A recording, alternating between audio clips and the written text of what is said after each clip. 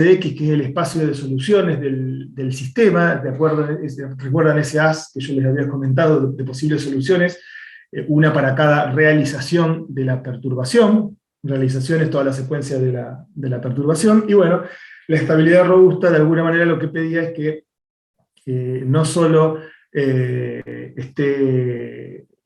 cumple las condiciones de estabilidad la trayectoria nominal, digamos, es decir, la trayectoria correspondiente al estado sin perturbaciones, sino que también lo cumpla para todas las posibles perturbaciones, lo cual, como habíamos dicho, es una condición bastante fuerte, digamos, ¿no? Es decir, intuitivamente, si uno agranda el espacio donde están las perturbaciones, siempre va a encontrar que la cosa salta por algún lado, digamos, es decir, que vamos a perder esa estabilidad porque estamos queriendo que todo se cumpla.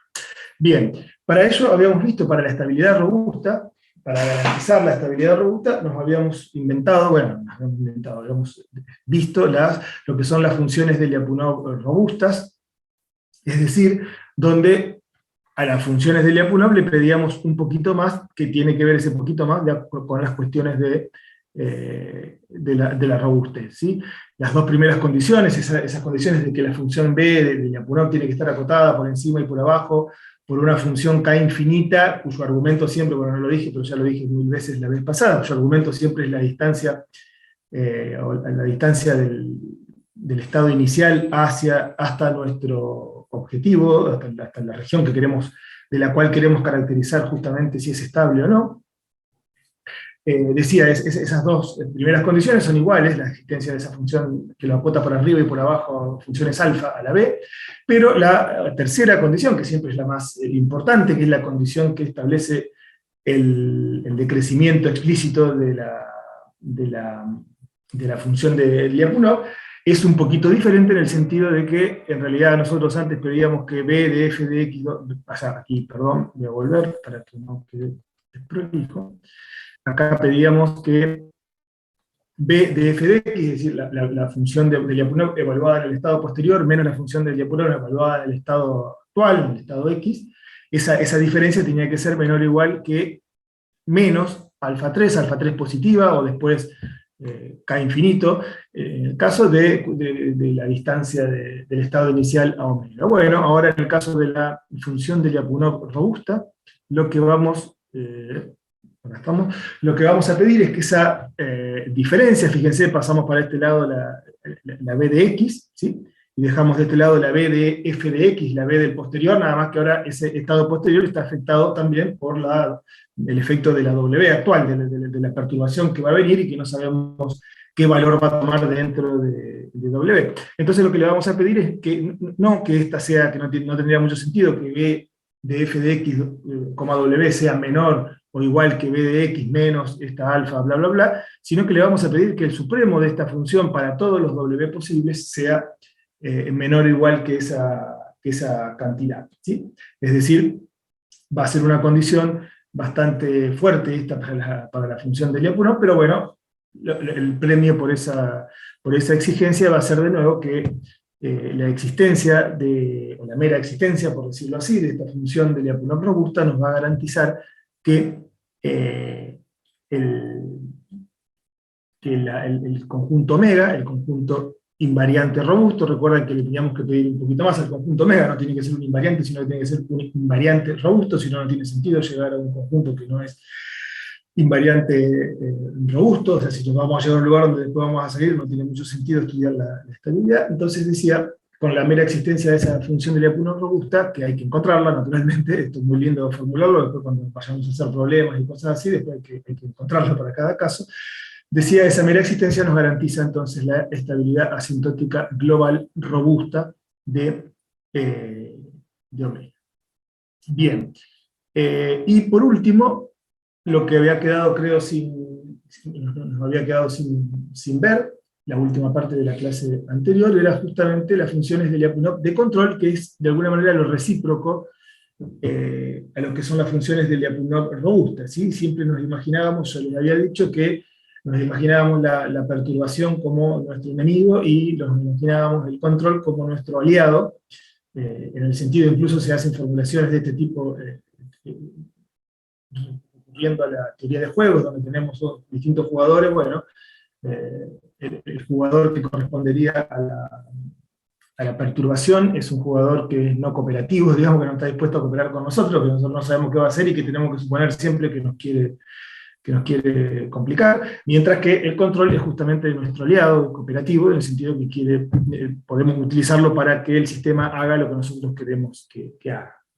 Estas funciones de control son una generalización de las funciones de Lyapunov, que propuso Sontag, bueno, no en el 2013, un poco antes de eso, el libro es del 2013, pero bueno, es una cosa que dentro de todo es bastante reciente, no es una cosa tan antigua como las funciones de Lyapunov. Siempre la teoría de estabilidad se refirió a los sistemas autónomos y ahí quedaba la cosa. Bueno, después cuando se pasó a los sistemas de control, es decir, sin cerrar el lazo, sin poner un feedback, sino que se deja el sistema, se lo quiere estudiar el sistema antes de que aparezca una ley de control, sino con una señal de control, con una entrada de control, a ver qué se puede hacer. Bueno, ahí surgieron las definiciones estas de funciones de Lyapunov de control que propuso Eduardo Sontag.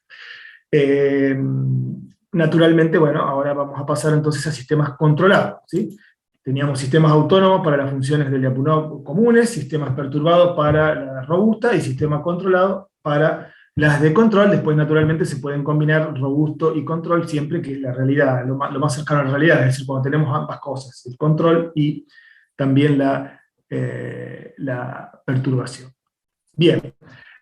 Y la función es la función de Lyapunov de control, que la llamamos CLF, es relativamente intuitiva en el sentido de que, así como en el caso robusto le pedíamos que el supremo de ese decrecimiento esté acotado, porque esté acotado por una cantidad negativa, porque necesitábamos que toda la secuencia completa, la evolución, el haz de posibles evoluciones cumple esa condición. Ahora en realidad le vamos a pedir solo que el ínfimo para todos los U en U, es decir, para todas las acciones de control factibles. Siempre acá estamos con U's que tienen que cumplir las restricciones que le son propias, ¿sí? Pero entonces lo que queremos es solamente, lo que se pide solamente de estas funciones son que el ínfimo de ese decrecimiento, en realidad este es el B de f de x, u, el ínfimo de ese decrecimiento sea menor o igual que esa cantidad negativa menos alfa del módulo o de la distancia de x a omega. ¿Sí? Entonces, esto lo que quiere decir es que que exista al menos una u, que, para decirlo mal y pronto, con que exista al menos una u que me haga ese trabajo, es decir, que me haga que la función de Lyapunov, cuando ya avanzo con el sistema, decrezca, ya voy a estar a cubierto y ya voy a poder decir que tengo una función tengo una condición para la estabilidad del sistema, ¿no? Entonces, bueno, un comentario: la definición anterior no tiene en cuenta eventuales restricciones para los estados. Eso, bueno, hay que tener cuidado, en el sentido de que solamente tiene las restricciones para la U. En este caso, en el caso de que tengamos el estado X circunscripto a un conjunto X que es cerrado, se va a suponer que existe un conjunto invariante de control, este rho aquí mayúscula que ponemos, que está contenido en omega, para ese sistema, ¿sí? Y eso permite extender la definición de las funciones de Lyapunov de control, reemplazando la tercera igualdad por esta condición aquí. Es decir, yo ya algo les había adelantado de eso, es que siempre conviene trabajar con conjuntos de estado, estos conjuntos ya directamente reemplazarlos por un invariante, ¿sí? Probablemente por el máximo invariante o invariante de control que exista dentro de él, pero es siempre mejor tomar con un invariante. Bueno, entonces aquí podemos reformular esto y decir esta condición, es decir, no es el ínfimo en general, el ínfimo global de esta función, sino el ínfimo dentro de todos los estados posteriores que están en ese invariante, ¿sí? Como dice aquí, siempre, bueno, uno piensa cuando trabaja con ese conjunto invariante en lo más grande posible y piensa siempre en el máximo conjunto admisible. Se acuerdan que lo habíamos definido, el ad infinito de X, que ese, además de ser admisible, al ser el máximo en X, era invariante. Entonces, bueno, ese es un pequeño cambio que hay que hacer, o actualización de update que hay que hacer cuando consideramos restricciones de estado. Ojo, también es cierto que hay muchos sistemas donde las restricciones de estado no aparecen, no, por ahí no van a ser los casos nuestros, que generalmente hay algo siempre ahí dando vueltas, no para todos los estados que nos interesan, pero sí para algunos. Entonces en general decimos que los estados están restringidos. Pero bueno, puede haber problemas en donde los estados no están restringidos, o las restricciones son tan grandes en el punto de trabajo que nos interesa estudiar, que no conviene incluirlas explícitamente. Pero bueno, en el caso que sí, hay que tener algún cuidadín con eso. Bueno, Ale, ¿te puedo hacer una pregunta ahí? Sí, claro.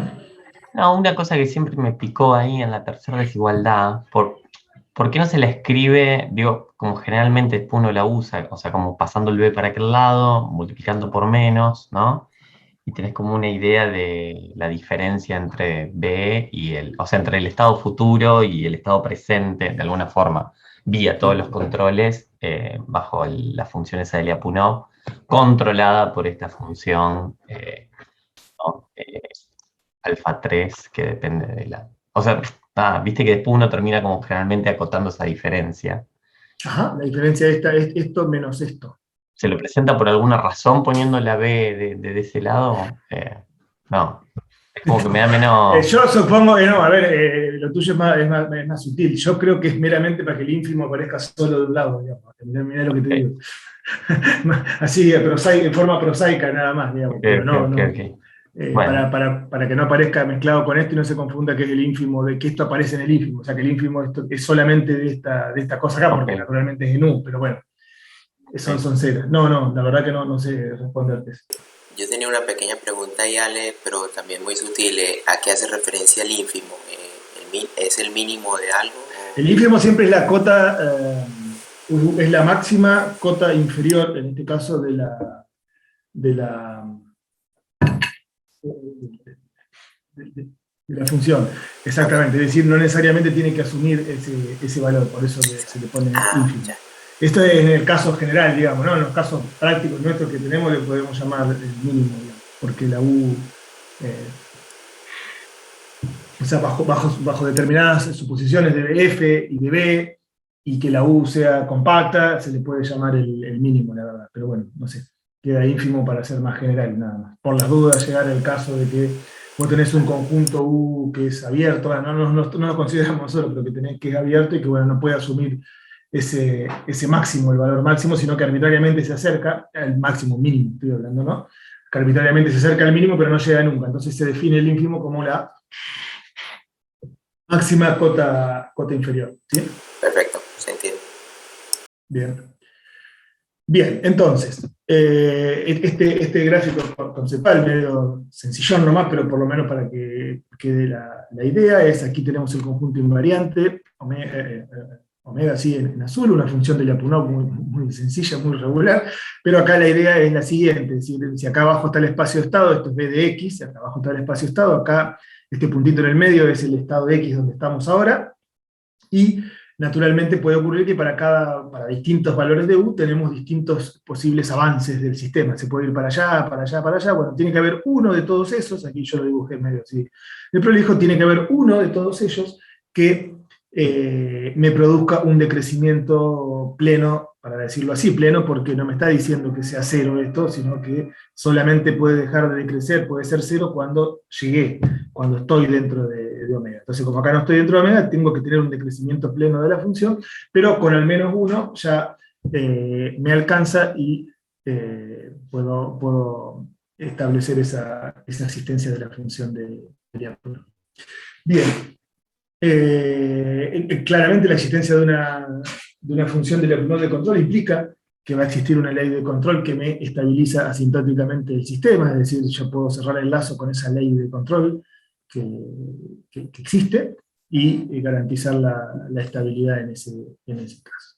Bien, presento solo para a los fines más informativos, no vamos a trabajar mucho que yo sepa, a no ser que agreguemos algo a medida que vaya avanzando el curso, el concepto de estabilidad de entrada de estado, que no es trivial, pero que por ahí se usa bastante, es un concepto que también se le debe a Sontag, y que trata de establecer un concepto de estabilidad en el caso de tener un sistema perturbado, pero habla de la estabilidad tipo epsilon delta, y lo que hace es perdonarle un poquito la vida en cuanto a las condiciones, de acuerdo a que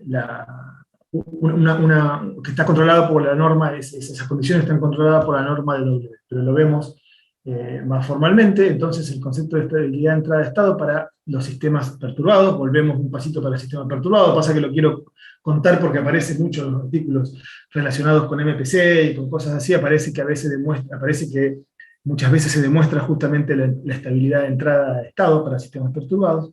Decía, busca una cota para los estados en términos de una cota uniforme de la secuencia de perturbación. Es decir, tomemos la norma L infinito de una secuencia que recuerda que habíamos visto, tenemos la secuencia de los W, siempre en tiempo discreto, ¿no?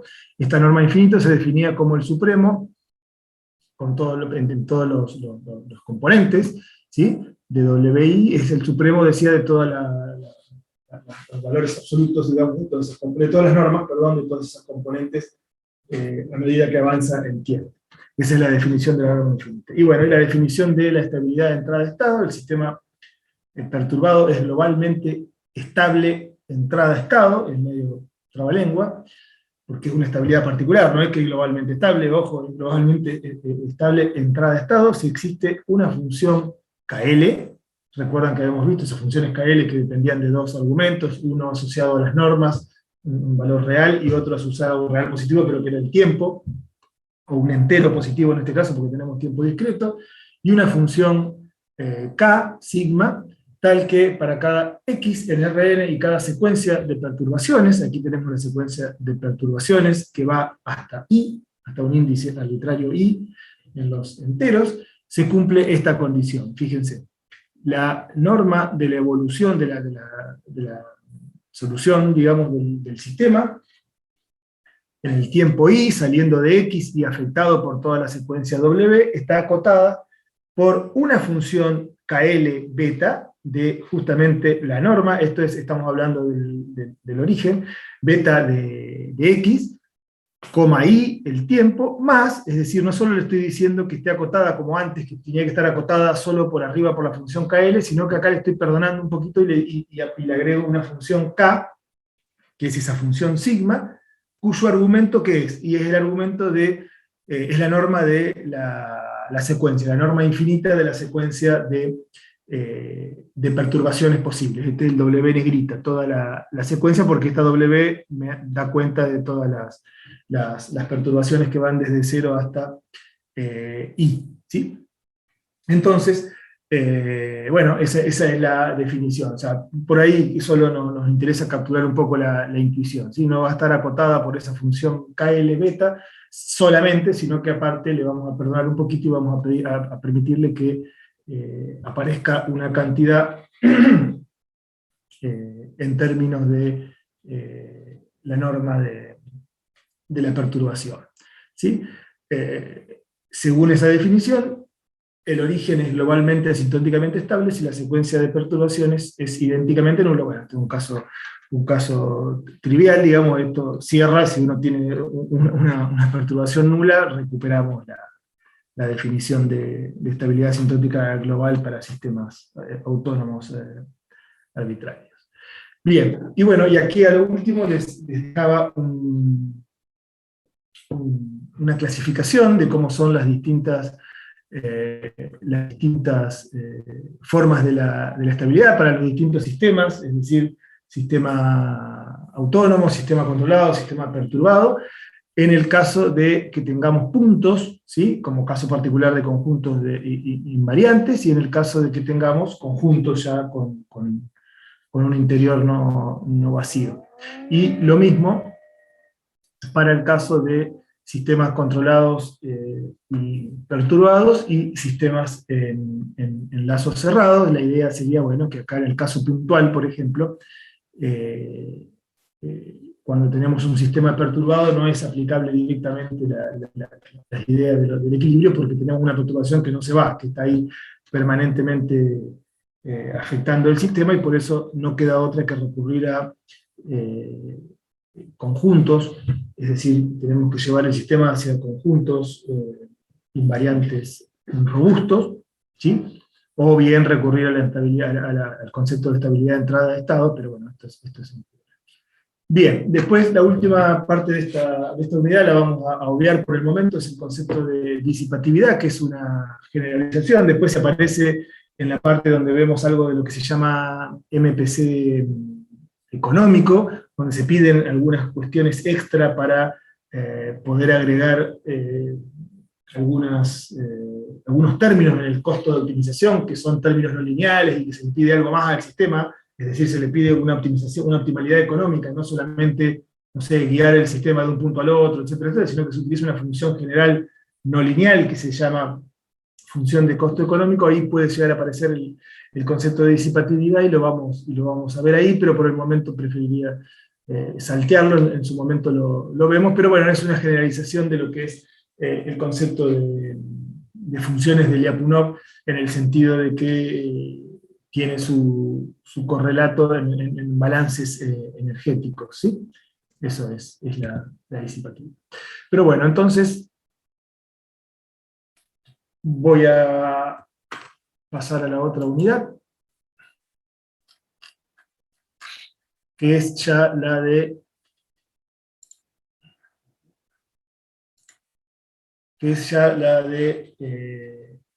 formulaciones de control predictivo. ¿Se ve ahí la slide, no? Sí, creo que sí. Sí, se ve bien. Bien, perfecto, buenísimo. Entonces, ahí hasta recién terminé lo poquito que quedaba de los conceptos de estabilidad, y ahora sí vamos a pasar de a poco, vamos a dedicar unas 2 o 3 clases de teoría a este capítulo que tiene que ver con, le llamé control predictivo por una cuestión de herencia que le veníamos llamando. En realidad son controles optimizantes, controles basados en la resolución de un problema de optimización, lo cual también tiene connotaciones claramente, como vamos a ver a continuación, con control óptimo, ¿sí? Y primero vamos a empezar con lo que llamamos la formulación estable básica, porque después vamos a ir viendo que la vamos a ir complicando un poquito cada vez más para poder justamente abarcar una mayor cantidad de problemas concretos, ¿sí? Es decir, la formulación estable básica tiene un montón de suposiciones que no suelen darse en la realidad, en los problemas que uno quiere resolver, pero que tiene mucha fuerza porque plantea las bases de lo que es el control predictivo y de lo que queremos hacer, de lo que es el control óptimo, el horizonte deslizante, hay muchas formas de llamarlo, y plantea las bases y los fundamentos de lo que queremos lograr, y sobre todo plantea las bases de cómo conseguir una ley de control completa, estable, y con todas las características que nos interesan del MPC, es decir, que cumpla las restricciones, bueno, en fin, y que cumpla los objetivos de control que se plantearon desde el comienzo. Entonces, primero vamos a dar una introducción, vamos a ver esa formulación básica, vamos a presentar el problema del control óptimo. Yo algo de esto ya les dije a modo de introducción cuando empezamos el curso, ¿sí? Eso de plantear un problema de control óptimo original, y siempre vamos a poner hincapié nosotros en que una cosa es el planteo del problema del control óptimo, y otra cosa es la forma de resolverlo y la forma de aplicarlo, ¿sí? Que son incluso dos cosas diferentes. Están emparentadas la forma de resolverlo con la forma de aplicarlo, pero conviene no mezclar las cosas, digamos. Una cosa es el planteo del control óptimo y otra cosa es la forma de solucionarlo y aplicarlo. Bueno, vamos a ir desde incluso cronológicamente. Primero vamos a ver la solución de ese problema de control óptimo mediante lo que es programación dinámica, que es una de las dos principales, y hay otras de las formas principales de resolver esto mediante lo que se conoce como el clásico control óptimo, que viene de los años 50, 60 y para adelante, ¿sí?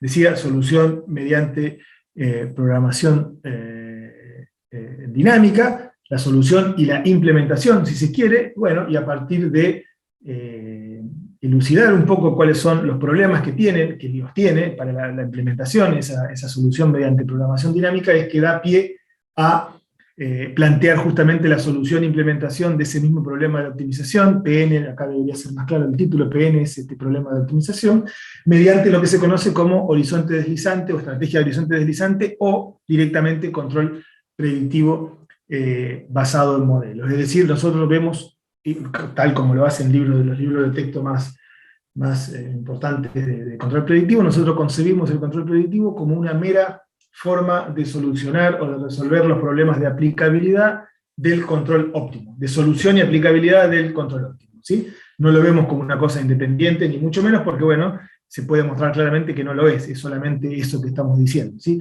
Es decir, es una forma de hacer aplicable y de poder solucionar de manera sencilla, computacionalmente sencilla, el problema de control óptimo. Digo solo eso porque de esa manera también recupera toda la riqueza de lo que es la teoría de control óptimo, digamos, ¿no? Es decir, no estamos haciendo otra cosa, sino que estamos abrevando en los mismos fundamentos del control óptimo con todas las riquezas que esa teoría tiene, porque ustedes sabrán, o no sé si sabrán, pero todo el desarrollo de lo que es el control óptimo ha sido siempre el control más fuerte, el control matemáticamente más elegante, más fuerte, en los aspectos teóricos en comparación con otras ramas del control clásico, ¿sí? Bueno, después vamos a ver una cosa que es fundamental, que es la estabilidad del MPC, es decir, justamente este paso del punto 4 al 5, que estoy diciendo acá, incluso históricamente, surgió como una cosa interesante en el sentido de que se estaba solucionando un problema, pero planteó otro problema que era la estabilidad, porque la solución mediante programación dinámica no se podía aplicar, pero sí te garantizaba la estabilidad, estaba todo garantizadito, optimalidad, estabilidad. Bueno, en el caso del MPC costó unos 10, 12, 15 años establecer bien la estabilidad, porque como van a ver, tenemos un horizonte deslizante, y justamente para simplificar los problemas del costo computacional, tiene que hacer algunas suposiciones, entonces complica la prueba de estabilidad, pero se puede ahora claramente mostrar la estabilidad. Vamos a recorrer esos pasos fundamentales para la prueba de estabilidad, y vamos a llegar a una formulación general de MPC estable, primero para el caso de regulaciones. En el caso de regulaciones, cuando queremos guiar el sistema del origen, para no complicar mucho las cosas. Después, naturalmente, vamos a ver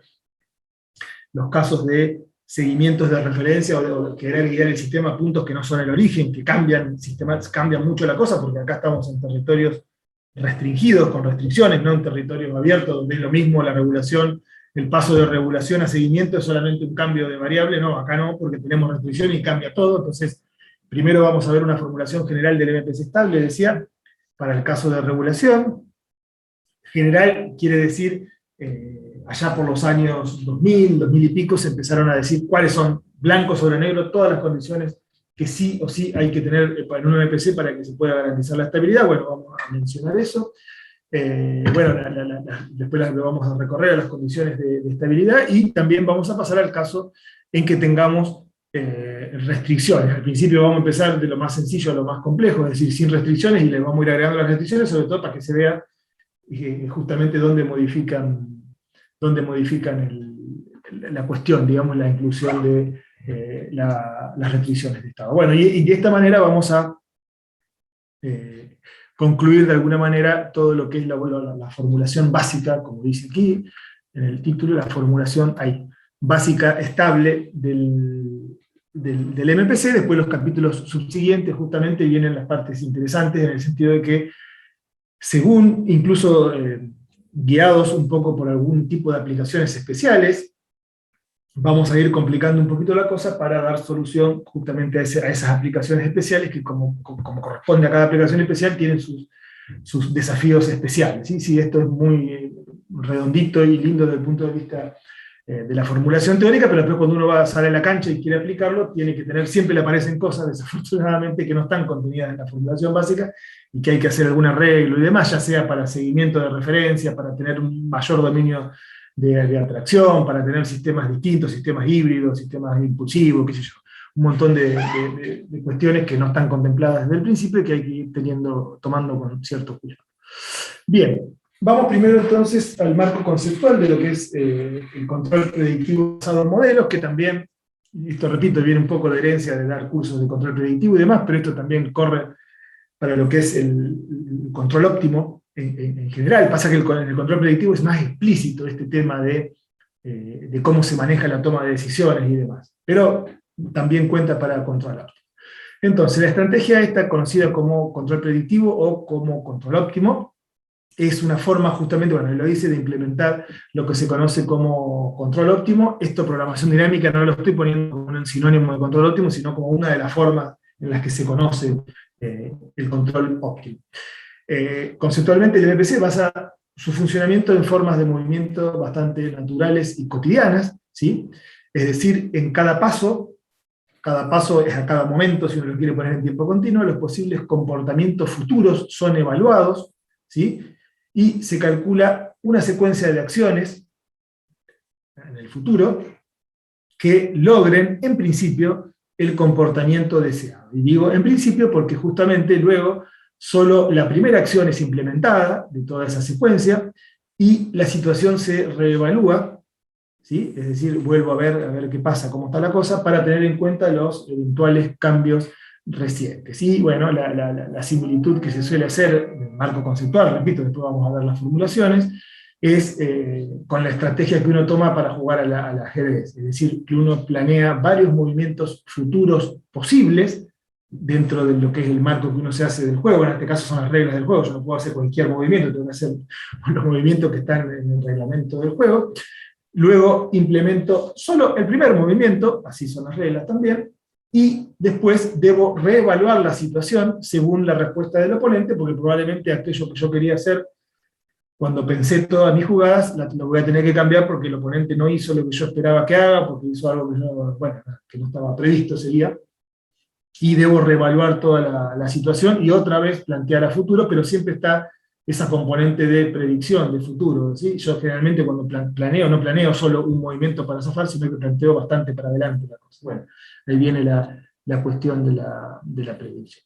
Incluso, esto es un poco una digresión, pero esto lo saqué de otras presentaciones que hace otra gente por el mundo, de control predictivo y demás, y que tiene que ver también con, como yo les decía acá, cómo uno se maneja en el mundo a partir de la toma de decisiones, digamos, ¿no? Y tiene que ver con las cuestiones psicológicas, es decir, uno para manejarse en el mundo, o incluso en el proceso de aprendizaje de niños, y control del entorno, así le llaman, dentro de lo que es el concepto de, no sé, la psicología cognitiva, la psicología más seria, para decirlo de alguna manera, más científica. También aparece claramente este esquema que yo les acabo de decir, ¿sí? Es decir, un bebé, un niño primero necesita un modelo, una imagen o representación del mundo, sobre todo niños, porque todos tenemos un modelo, una representación, pero de niño es como una cosa nueva, tiene que representarse qué es lo que hay. Aparece el concepto de deseo, que para nosotros es la referencia, es el objetivo de lo que queremos hacer. En el caso del ajedrez era ganar el partido, o sea, comerle fichas o comerle piezas al oponente, no sé qué. Bueno, acá en el caso de este ejemplito que está acá, es que quiere ser alzado, que quiere tener cariño el niño, qué sé yo. Bueno, ese es el deseo, esa es la referencia. Y empieza a probar posibles acciones, que son nuestras acciones de control, para lograr ese objetivo, que en el caso este es ponerse a llorar y a molestar para que el padre, la madre, o que fuera, lo levante, digamos, ¿no? Pero esa es una especie de tratar de controlar el entorno. Y después tiene claramente el feedback, o el chequeo, o la realimentación de lo que está haciendo. Es decir, si ve que no le funciona lo que está haciendo, evidentemente no lo va a hacer más, o algo así. Bueno, que es el caso este del feedback. Si ve que llorando logra el objetivo de que lo alcen, lo levanten, eso va a, como que se llama, a reforzar su preconcepción, y probablemente ya vaya a haber encontrado la forma de lograr, digamos, el objetivo. Bien.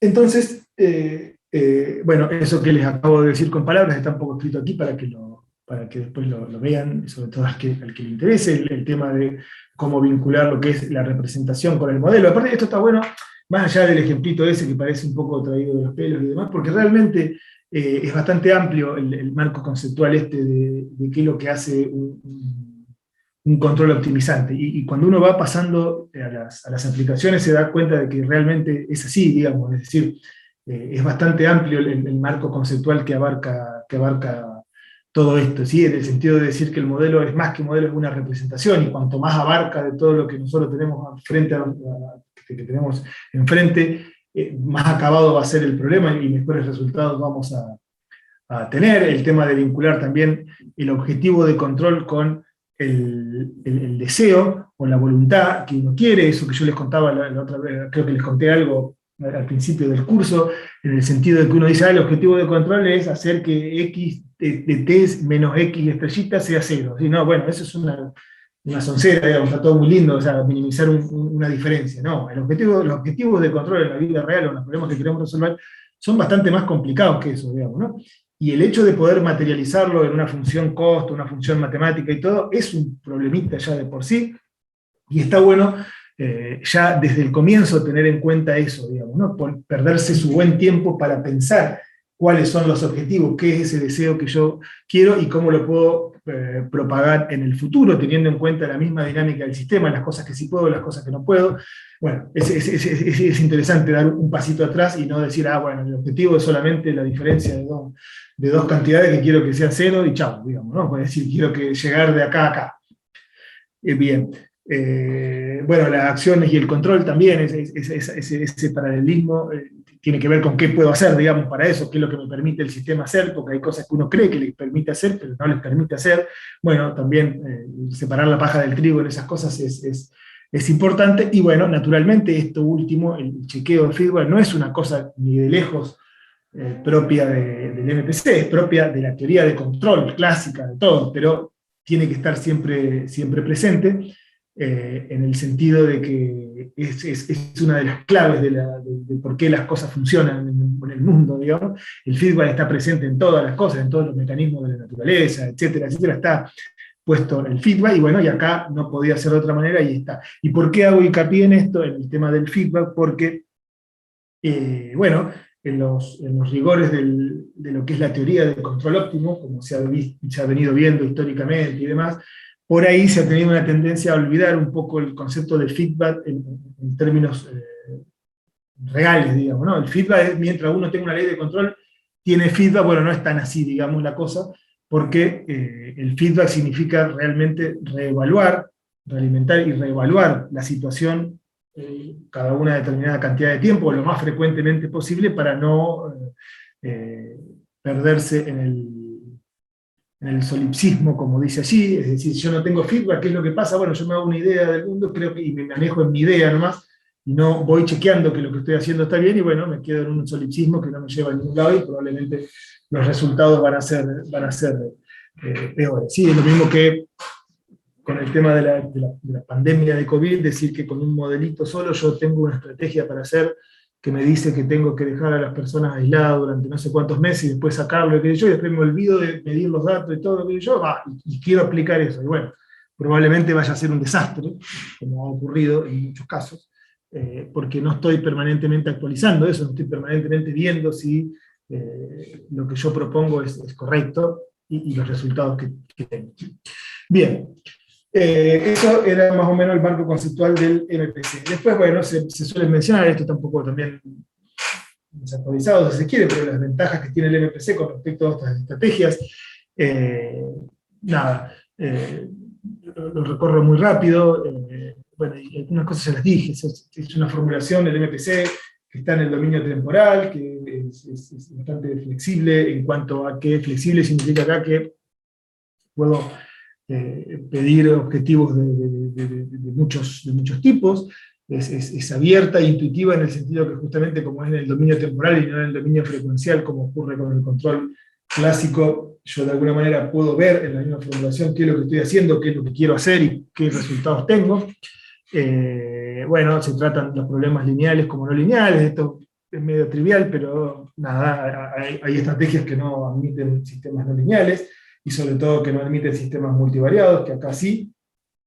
Tiene en cuenta, y esta principalmente es una de las principales ventajas, y que no siempre se las sabe apreciar, en el sentido de que, digo, el hecho de que tiene en cuenta las limitaciones, las restricciones en las acciones de control y en las variables controladas. Decía, esto se suele ver como que una cosa va, un accesorio, y en realidad, como ya tratamos de mostrarlo en la introducción y demás, es una cosa bastante importante, tener en cuenta las restricciones justamente para como dice el ítem final, poder lograr operaciones, como conozco las restricciones, podemos lograr operaciones en las proximidades de las restricciones, y eso, a diferencia de muchos otros controles, lo que hace es que tengamos operaciones más redituables, es decir, que podamos empujar más el sistema hacia el sistema del desempeño, ¿no? La operación del sistema hacia sus operaciones óptimas, ¿sí? A sus operaciones más redituables. Dice aquí, esto tiene connotaciones económicas, no pensemos en eso,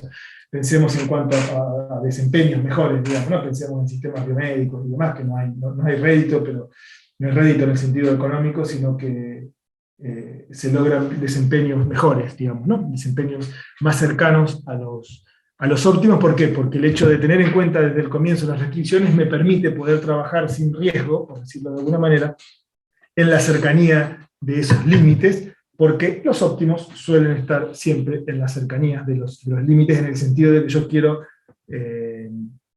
hacer funcionar la máquina al máximo, digamos, ¿no? Y eso, como van a ver en los distintos ejemplos, siempre está relacionado con trabajar cerca de los límites que me impone el mismo sistema.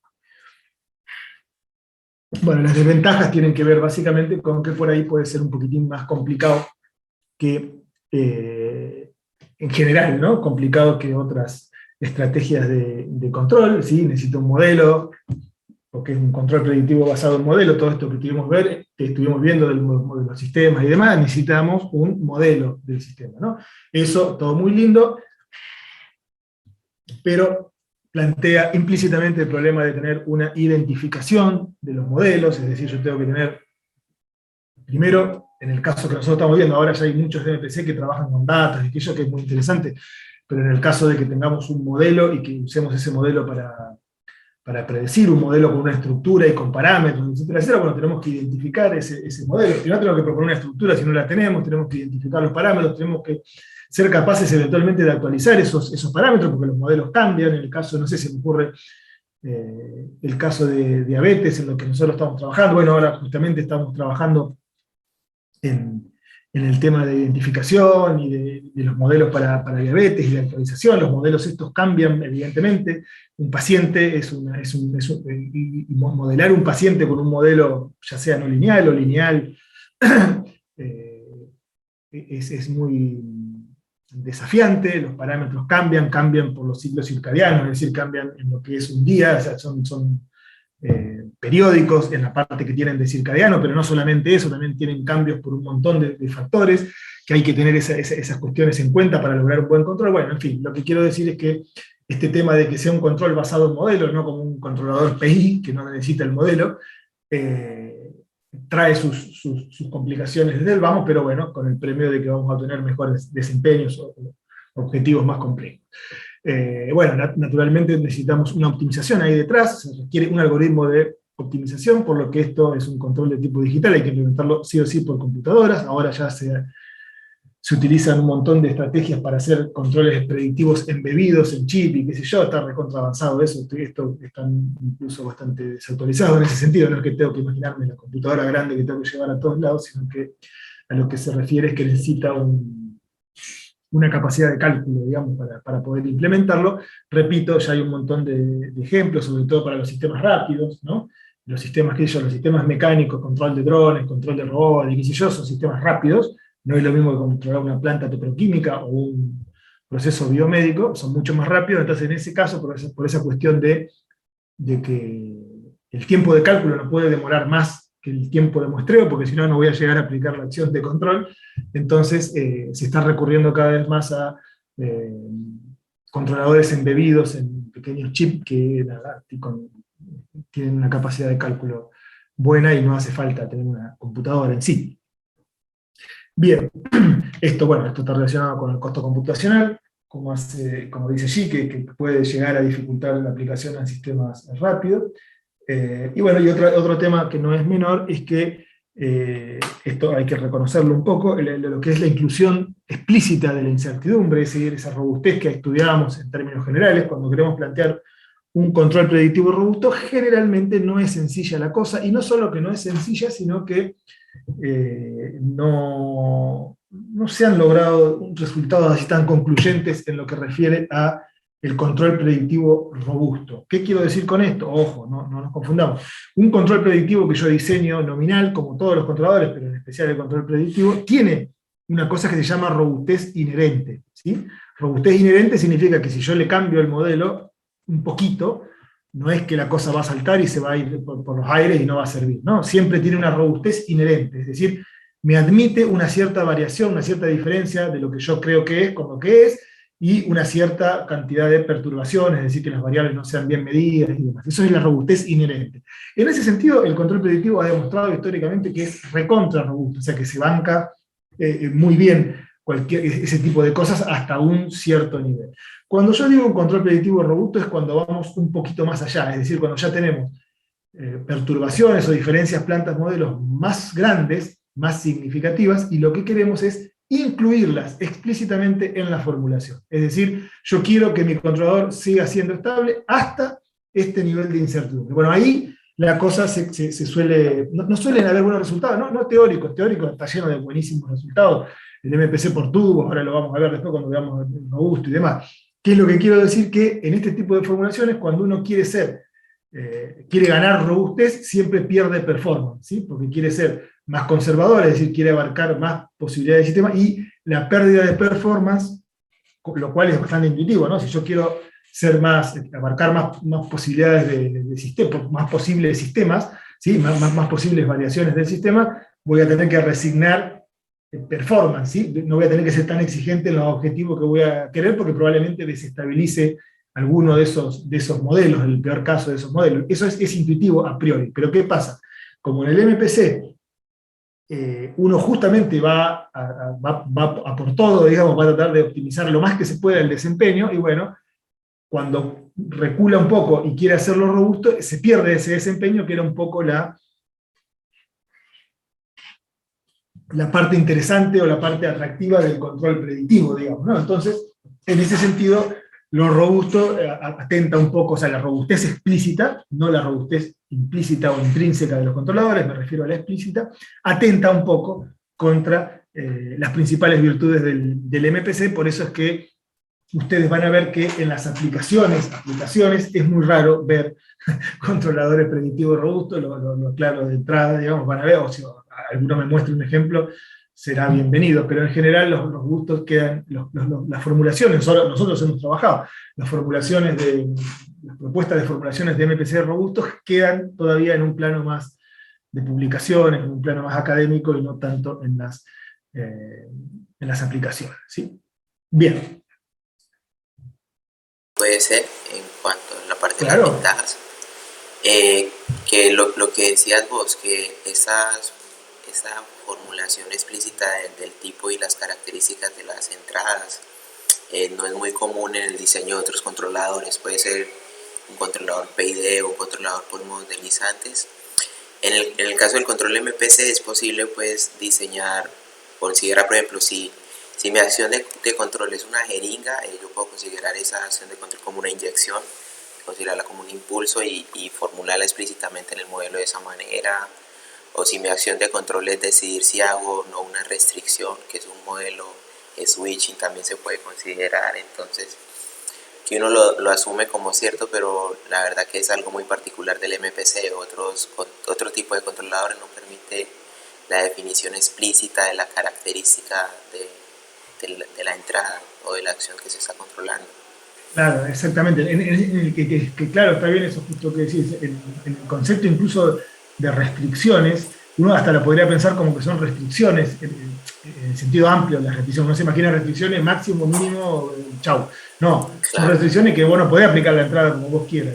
Si tiene que ser impulsiva, tiene que ser impulsiva, digamos, ¿no? Exacto. Entonces, por más retenedor que le ponga, y qué sé yo, no te va a cumplir con o el tema switching. El tema switching también es un tema interesante. O sea, Juan se refiere a también. Claro, también, porque eso dentro de la optimización. Claro, Juan se refiere al caso, por ejemplo, que uno tenga, no sé, 5 modelos y que la única acción de control sea cambiar de modelo, a medida que a uno le convenga.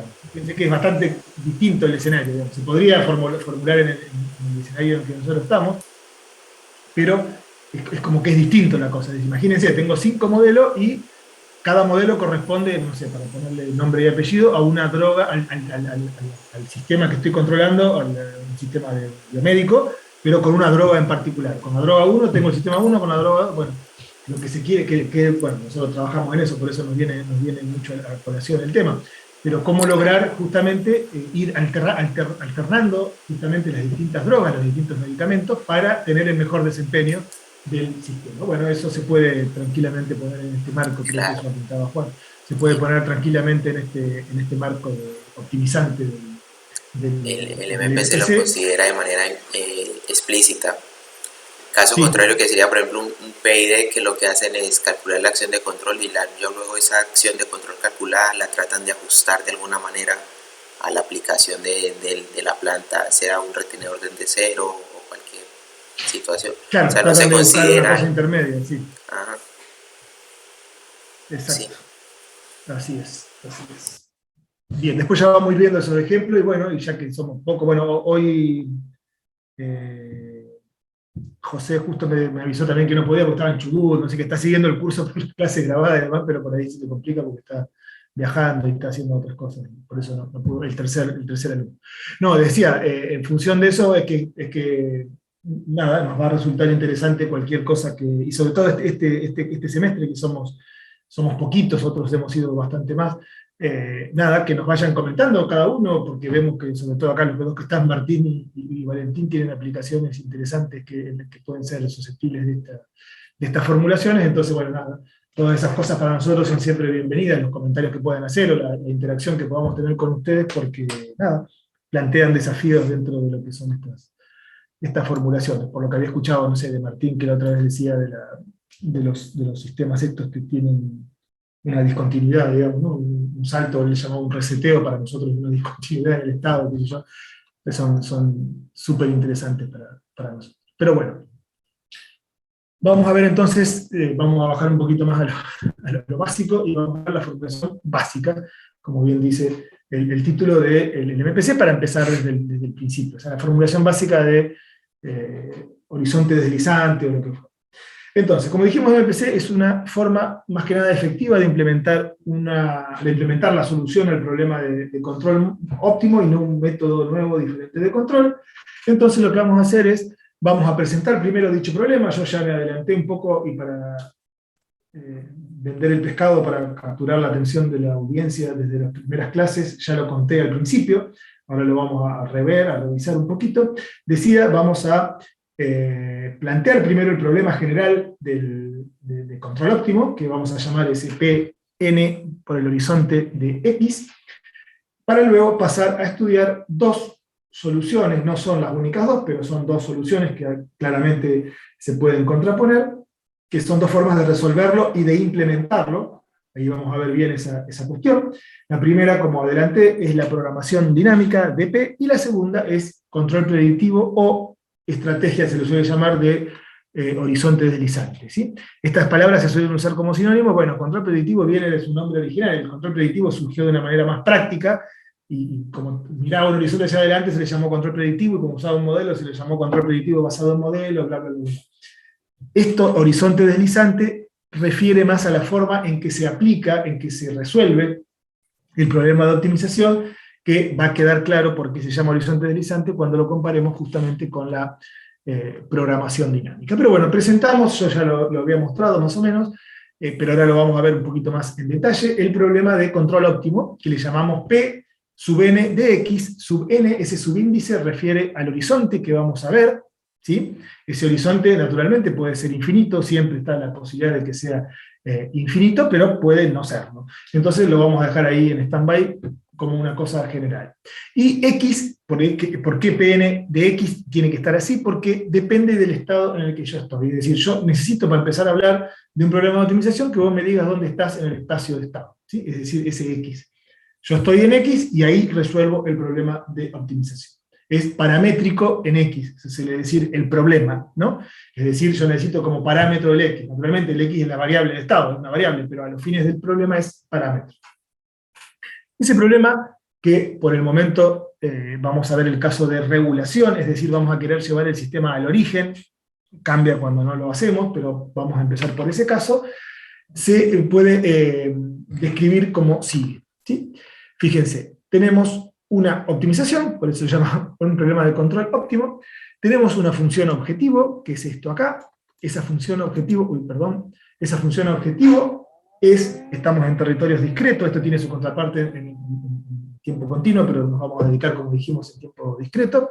Decía, consiste en la sumatoria de lo que se llama un costo de etapa L de X, U de J, es decir, sumatoria J0 hasta N-1, recorre el tiempo a futuro, predictivo, de un costo de etapa que va a ser una función de ¿qué cosa? De los estados desde 0 hasta N-1 y de la entrada desde 0 hasta N-1. Ese costo de etapa está puesto en términos muy, muy genéricos, es una función que se le van a pedir cosas como en términos de funciones, pero imagínense que ese costo de etapa ya lo que quiere hacer es decirme que, o sea, me tiene que indicar qué es lo que yo quiero hacer. Si el X que vaya a 0, por ejemplo, puedo poner X al cuadrado, ahí, digamos, X o la norma cuadrática de X, si quiero que X vaya a 0, y si la U no quiero gastar control, también le puedo poner lo mismo. Pero en general, fíjense que nos estamos preparando para que ese costo de etapa sea una L genérica, porque puede ser más complicado el objetivo que solamente guiar un estado a un lugar y una entrada a otro lugar.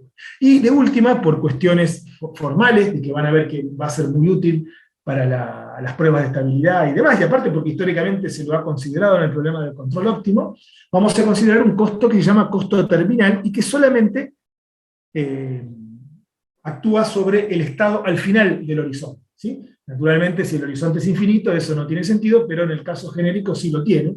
Es decir, fíjense que esta sumatoria va desde 0 hasta n-1, hasta un pasito antes de terminar el horizonte, y el costo final, justamente, el costo terminal, perdón, refiere al, opera sobre el último estado, solamente el XT. Ese es el costo.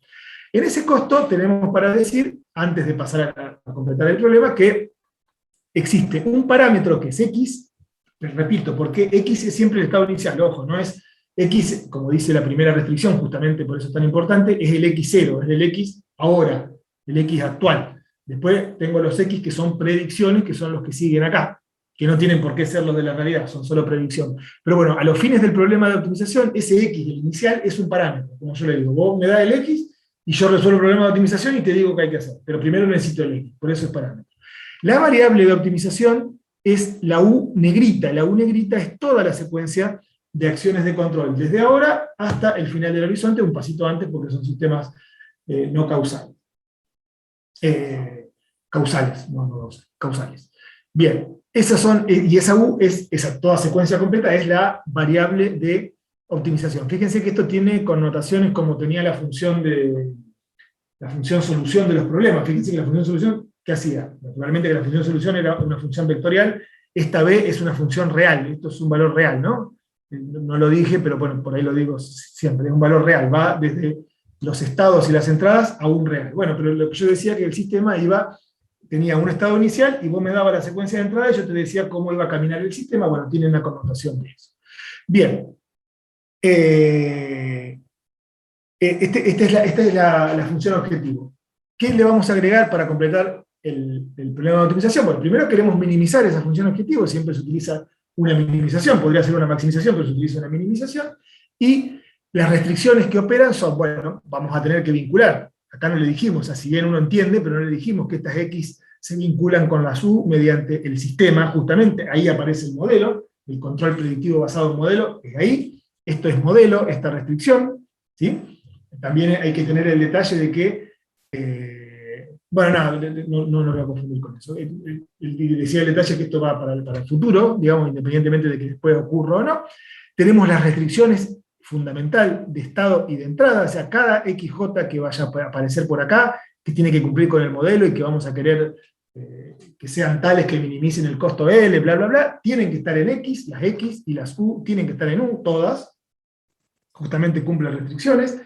Vamos a incluir una restricción de tipo terminal. Esta está acá, cuando uno presenta el problema parece un poquito traída de los pelos, pero miremosla en términos genéricos, es decir, miremosla si quieren, suponiendo que si llega a molestar mucho este conjunto XF, que se llama conjunto terminal, creo que esto está dicho por acá, bueno, no sé si está dicho, bueno, se llama conjunto terminal.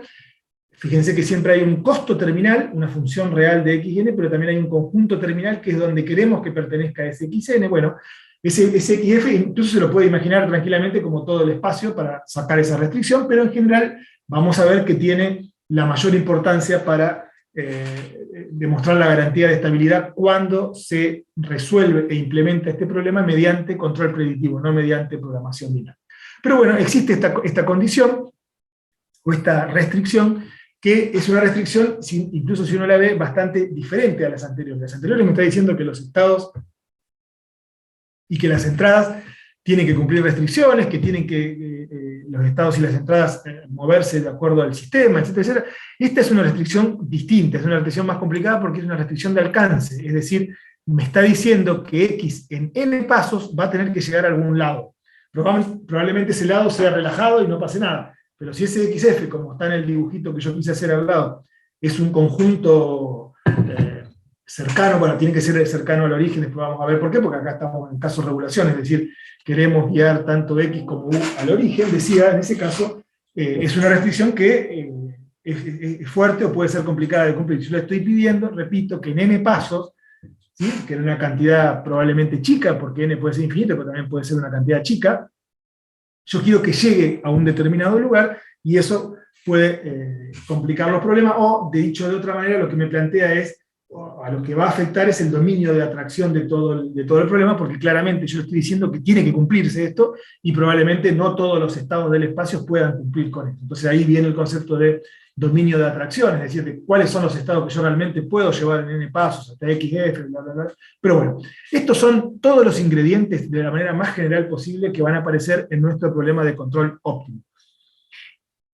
Naturalmente hay ríos de artículos y publicaciones de este problema tomando casos particulares, es decir, sin poner restricciones terminales, sin costos terminales, sin restricciones, es el problema de control óptimo típico para llegar a un LQR o a un controlador de tipo óptimo de los más habituales.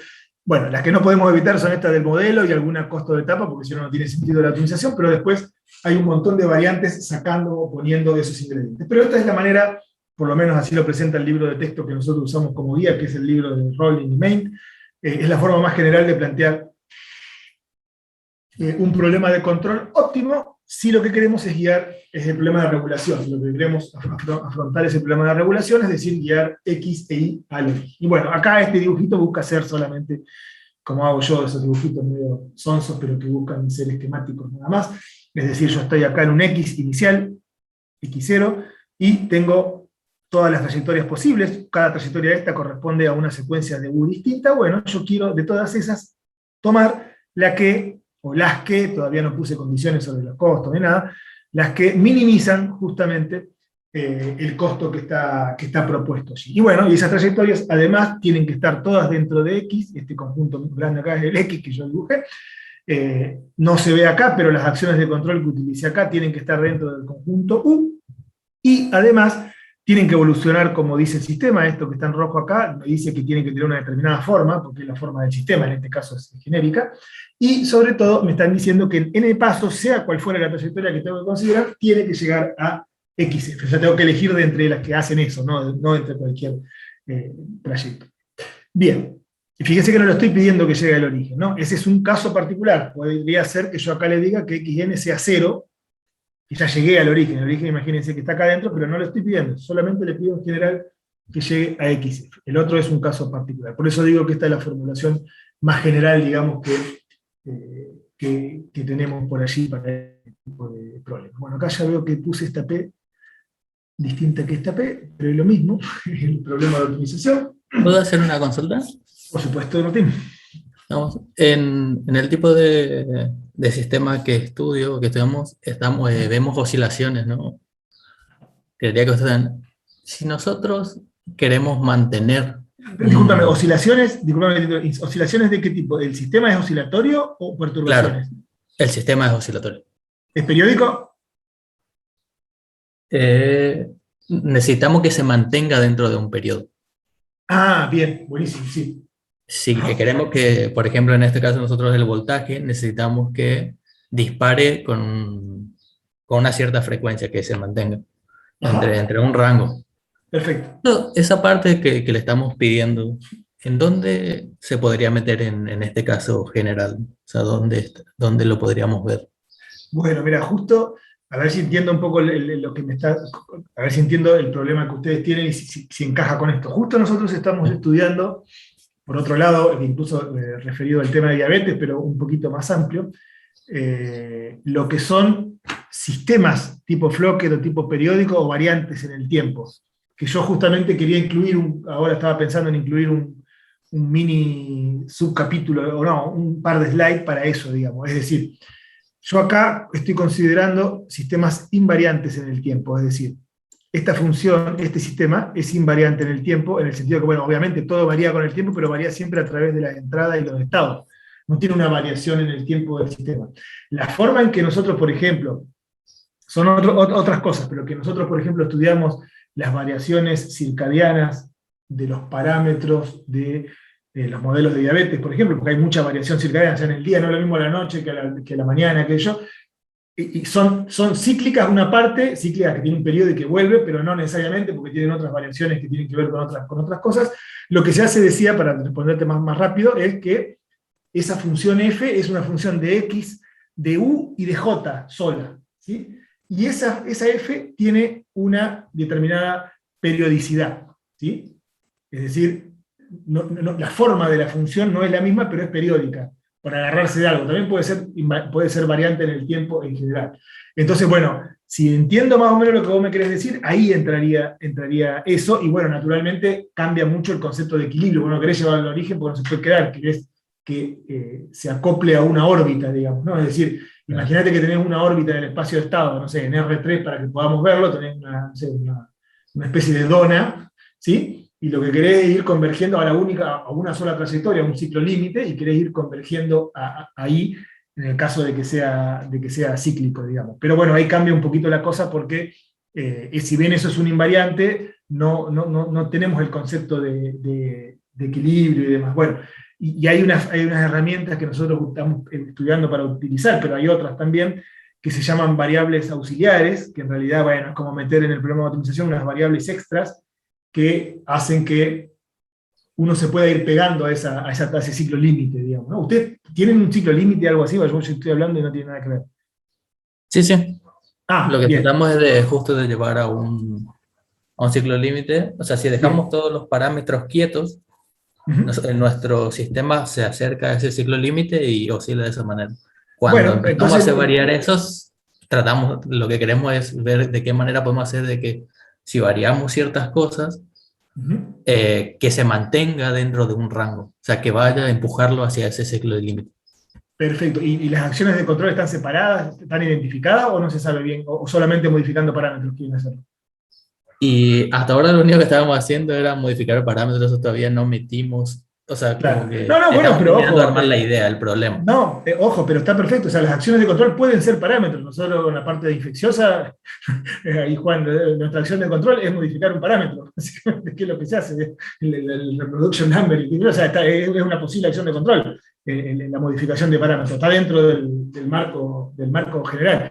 Bien, por lo que vos decís, entonces ya la periodicidad está en la solución del sistema no lineal, no tanto en la varianza en el tiempo. Bueno, hay una forma de sistemas no lineales periódicos, pasarlos a sistemas lineales variantes en el tiempo, ¿sí? Lo que, mirá, ya que estamos, total somos poquitos, espero que Valentín no se aburra. Pero ya que estoy te muestro, por ejemplo, porque justo estábamos trabajando con eso, a ver si lo tengo por acá. Este. No sé si ustedes han trabajado con este libro, esperen que se ventiló. Este libro acá, ¿lo ubicás? Yo no estoy viendo la pantalla por lo menos. No estoy- Ah, no, porque dejé de compartir. no. ¿Qué hice? Un segundo. Claro, perdón. Disculpen la dirección, pero ya que me comentó. Este libro. No lo tengo. Bueno, ese libro justamente, nada, nosotros lo estamos viendo para el tema de la periodicidad, y nada, justamente empieza diciendo eso, que los sistemas, por ejemplo, esperen un poquito, los sistemas, acá. Esto es lo que llaman periodicidad inducida por la linealización. Digamos. Vos acá tenés un sistema, esta es la entrada y la salida. Los estados son entonces, cita, qué sé yo, y esta nu, y la entrada. Esto es estado, esta es entrada. Dice que tiene soluciones periódicas, y vos hacés la linealización alrededor de esas. Se llama linealizar, ¿viste cómo uno linealiza? Después lo vemos eso. Linealizar alrededor de un, bueno, lo mismo, alrededor de un punto de equilibrio. Bueno, acá no hay punto de equilibrio, hay trayectorias periódicas, entonces vos haces una linealización, hay que hacerlo, ¿no? Pero una linealización a lo largo de la trayectoria, y como son trayectorias periódicas, esa linealización, es decir, esas matrices A, B y C, te quedan periódicas, ¿sí? Entonces, bueno, esa es una forma de tratar esto, pero bueno, hay otras, ¿no? Pero me parece que la cosa encajaría en ese sentido, y, por ejemplo, esto que estamos viendo acá, son justamente este trabajo, que es del año 2011, perdón, justamente trabaja el MPC para sistemas periódicos, digamos, ¿no? No sé si exactamente lo que encaja en lo que vos decís, pero manejan ese tipo de cosas, de ciertos límites y demás, y bueno, y acá plantean ya una linealización, pero fíjate que tenés una matriz A que varía con el tiempo, pero ese índice no es I, sino que es otro, es J, y utilizan ese modo, y qué sé yo, bueno, nada. Hay un montón de cuestiones para ver, pero bueno, nada, es sumamente interesante lo que comentás. Solamente te tiré una intuición de por dónde puede ir la cosa, ¿no? Sí. Me parece que puede ir por el modelo primero, y si vos por el modelo en el sentido que puedes linealizarlo y tener un modelo periódico, un sistema periódico, o eso es una alternativa y otra completamente distinta, bueno, es usar el modelo no lineal, si lo tenés bastante completito y demás, y trabajar el tema de los objetivos, es decir, ya no tenés un equilibrio para objetivos, sino que tenés una trayectoria objetivo, un ciclo límite, ¿sí? Y bueno, ahí tenés que ver cómo poner el costo, pero nada, son cosas de alguna manera posibles. Nosotros cuando trabajamos con sistemas, es distinto, pero cuando trabajamos con sistemas impulsivos también tendemos a una órbita, ¿no, Marce? A una órbita objetivo. No es lo mismo porque acá te lo da el sistema y demás, pero bueno, nosotros también trabajamos con una órbita objetivo, y bueno, mientras el problema esté bien puesto, habría que pensarlo y se podría perfectamente incluir. Por eso, bueno, ahora de todas maneras los pasos son los siguientes. Nosotros estamos viendo el caso de regulación, como dice acá, que es el caso más sencillo. Después vamos a ver el caso de seguimiento de referencias, que ya es un pasito más chiquito, un pasito chiquito, pero que cambia la cosa, es decir, cuando ya no querés guiarlo al cero, sino que querés guiarlo a un punto que está, no sé, por acá, cerca de los bordes, o qué sé yo, o que cambia con el tiempo, que cambia el espacio con el tiempo.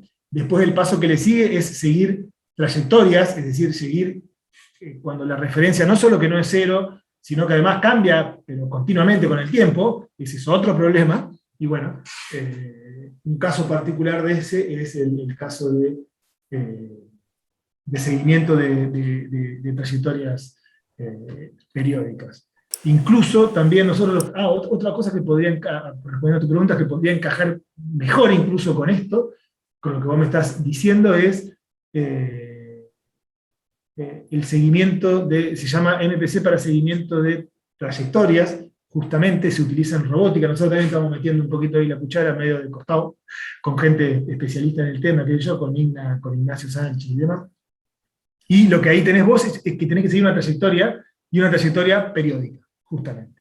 Entonces, bueno, nada, se hacen unos artilugios ahí en el programa de optimización, hay que cambiar bastante esta cosa, pero nada, pero a priori aparece como perfectamente posible, por lo menos a priori, ¿no? Después hay que ver con los inconvenientes que uno se encuentra, pero se podría pensar en algo. ¿Sí? Quedó más o menos claro lo poco que te puedo decir, porque más que eso no te puedo decir. Sí, es que quería saber si es que había algo planteado, entonces sí podemos ir para ese lado a ver si es sí, que hay mucho. armamos algo. Hay mucho planteado, sí, hay mucho. Después te puedo pasar incluso material de eso. La 10 estaría bueno. Sin que yo sepa bien en la profundidad, lo conozco, digamos, más o menos que hay y te puedo pasar. Sí, Juan. Sí, disculpa, quería nomás hacerle una pequeña pregunta a Martín sobre la caracterización de su problema. Si no estoy mal, Martín, vos deseas llevar el sistema no a una referencia, sino a una órbita.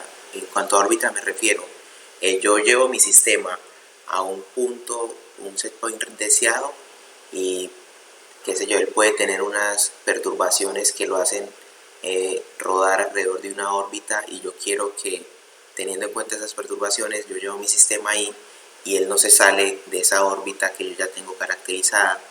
O cuál sería tu set point, o cuál sería tu objetivo de control.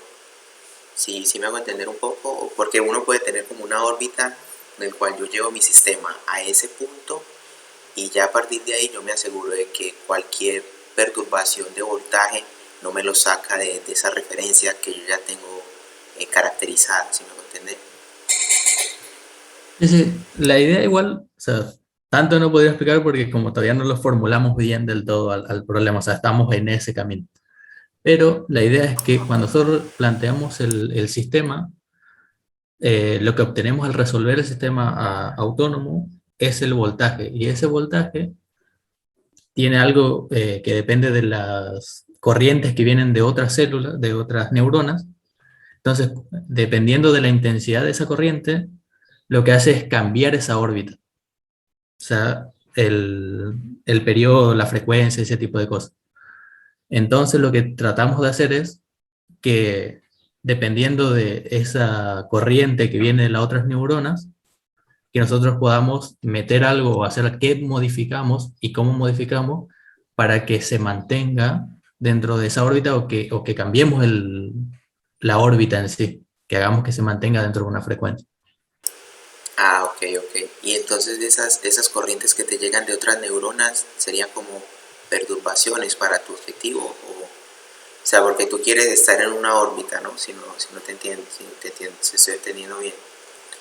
Y te llegan corrientes de otras neuronas y quieres mantener esa órbita. Claro, las órbitas se me modifican a partir de la corriente que viene. Ok, claro. Y creo que entiendo más o menos cómo es la... Sí. A ver, un segundo, que ya que estoy... Y entonces, las órbitas se te modifican a partir de las corrientes que te vienen, y en ese caso tú quieres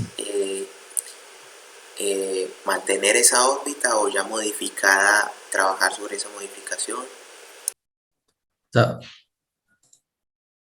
vamos a suponer que yo tengo una frecuencia de disparo, ¿verdad? Tengo una frecuencia de disparo de mi neurona Sí. y yo quiero que se mantenga entre 60 y 80. Entonces, dependiendo de la intensidad de las corrientes que vienen de las otras neuronas, Sí. por ejemplo, cada vez, si sube la intensidad, aumenta la frecuencia. Vamos a suponer así que es de esa manera. Entonces, el tema es que si aumenta demasiado o baja demasiado, yo me voy a salir del rango que quiero. Que es 60-80. Entonces, claro. Entonces, lo que quiero ver es si yo puedo tocar otro parámetro, como alguna conductancia, algo por el estilo, algo de eso, que haga que por más que la intensidad de mi corriente baje mucho, Yo que me pueda mantener. claro, que yo vuelva otra vez a ese rango de 60-80 o algo así. Ok, perfecto, sí. Te voy entendiendo un poco Mira, más. para redondear la idea, estos son unos trabajos que estamos haciendo y demás de seguimiento de trayectorias, digamos, ¿no? Están en otros planos, tienen que ver con robótica, con drones, con cosas así, pero bueno, para el caso es similar. Y tenemos trayectorias en el espacio de estado y se va pasando de una trayectoria a otra, ¿sí? Y estos que parecen unos lazos, de qué sé yo, vos estás en una trayectoria, saltás, y te vas a otra, saltás y te vas a otra, porque el sistema así lo permite, digamos, ¿no? El sistema tiene esas oscilaciones. Bueno, nada, lo que quiero decir con eso es que en este framework que estamos nosotros, probablemente el que te hable Martín sea naturalmente diferente, tenés problemas más complicados para plantear, digamos, ver que está medio áspera la mano acá, a ver dónde está el problema planteado. Tenés que tener unas cuantas restricciones acá en cuenta, digamos, ¿no? Y variables, y qué sé yo, bueno, en fin. Pero cierra la cosa, por lo menos funciona, digamos, y cierra, y se muestran algunos tipos de estabilidad y de convergencia, qué sé yo. un poquito más extendidas, pero sí, la respuesta es que sí hay. Bueno, nada, estaría bueno después, nada, llegado el caso, si hay interés, nos reunimos un ratito y nos contás bien la problemática, y nada, o sea, vemos qué puede haber, pero así como me lo contás, me suena que sí, que debe haber bastante para estudiar, y para proponer, que ya debe estar hecho, y bueno, después siempre hay que adaptarlo al problema en cuestión, porque si no hay nada hecho en ese problema, seguramente algo le vas a tener que adaptar, pero por lo menos para saber de dónde agarrar, ¿no? Cosas. Ale, ¿puedo decir algo breve? Sí, por supuesto. No, que no sé, como para aportar algo ahí a la conversación con Martín. Tal vez por lo que entiendo de Martín, como lo está planteando, me da la sensación de que en realidad el set point, que por lo menos como lo dijo en la última forma de expresarlo, no le está cambiando. O sea, en realidad la franja en la que quiere sostener el sistema siempre es la misma, 60-80. Y lo que él para mí está diciendo es que puede ocurrir variancias en el tiempo del sistema, justo lo que vos decías, Ale, de esa F que empieza a depender del tiempo. Y entonces hasta ante esos cambios en la dinámica del sistema, sí el MPC podría de nuevo Regularlo de nuevo. reajustarse y traerlo de nuevo a donde debería estar la franja. Me parece que esa fue la... Pero la franja es una órbita que tiene que estar una franja, ¿o qué? Ahí Martín tiene que decir qué es lo que tiene que sostener en la franja, pero me parece que dijo algo como la frecuencia de no sé quién. Está bien, está bien. No, pero hay un ciclo límite, o sea, hay una órbita. Sí, perfecto, sí, creo que por ahí va la mano. Sí. Pero como que no cambia la regulación. órbita, ¿sí? Como que el objetivo sigue siendo siempre el mismo, nada más que hay perturbaciones en el sistema, en el tiempo, que me da esa sensación. No sé, Martín, si te interpreté bien o... Sí, esa es la idea. Pero igual ahora voy a intentar escribir algo y les comparto, o sea, les envío para ver. Buenísimo, Martín, será bienvenido, porque justo nosotros estamos, bueno, nada, nos dedicamos un poco a eso, a ver ese tipo de problemas, así que pueden plantear algún desafío, cosas así, nada, a lo mejor, no digo, no hay garantía de nada, pero a lo mejor alguna línea que podemos tirar de por dónde buscar, por dónde ir. Escribo algo entonces y les comparto. Buenísimo, lo esperamos con gusto. Dale, de 10. Muy bien. Bueno, entonces, retomando, decía, bueno, este es el problema básico del control óptimo en el caso de regulación. Claramente es el caso más sencillo, el caso de regulación. Después, ya lo adelanté recién, pero ya que está de paso lo digo, después vamos a ir pasando al caso de cuando tenemos objetivos que cambian lento y que cambian rápido y que hacen que cambian la velocidad que quieran y demás. Bueno, van planteando distintos desafíos a la hora de proponer los problemas. Bien, bueno, estos comentarios creo que ya los fui charlo bastante, lo fui diciendo, creo, pero por las dudas los leo a ver si me olvidé de decir algo.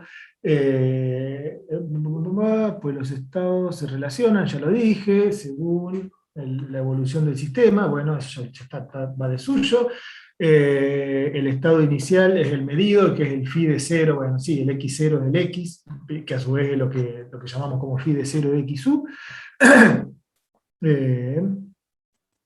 Bien, esto es importante también tenerlo en claro. Este es el problema de optimización. Una vez que yo resuelvo el problema de optimización, que es lo que nosotros llamamos acá como óptimo, ¿sí? Cuando resolver el problema de optimización tenés dos cosas: el costo óptimo, que lo llamamos con ese cerito ahí arriba, BNO, y tenemos la acción de control óptima, es decir, la solución de ese problema, ¿sí? Que es el argumento que minimizó a esa función en este caso. Bueno, decía, una vez que tenemos el problema resuelto, ya nos desprendemos de esa variable de optimización U, y pasa a ser un problema puramente paramétrico en X, que es justamente ahí donde se ve la relación con X, digamos, ¿no?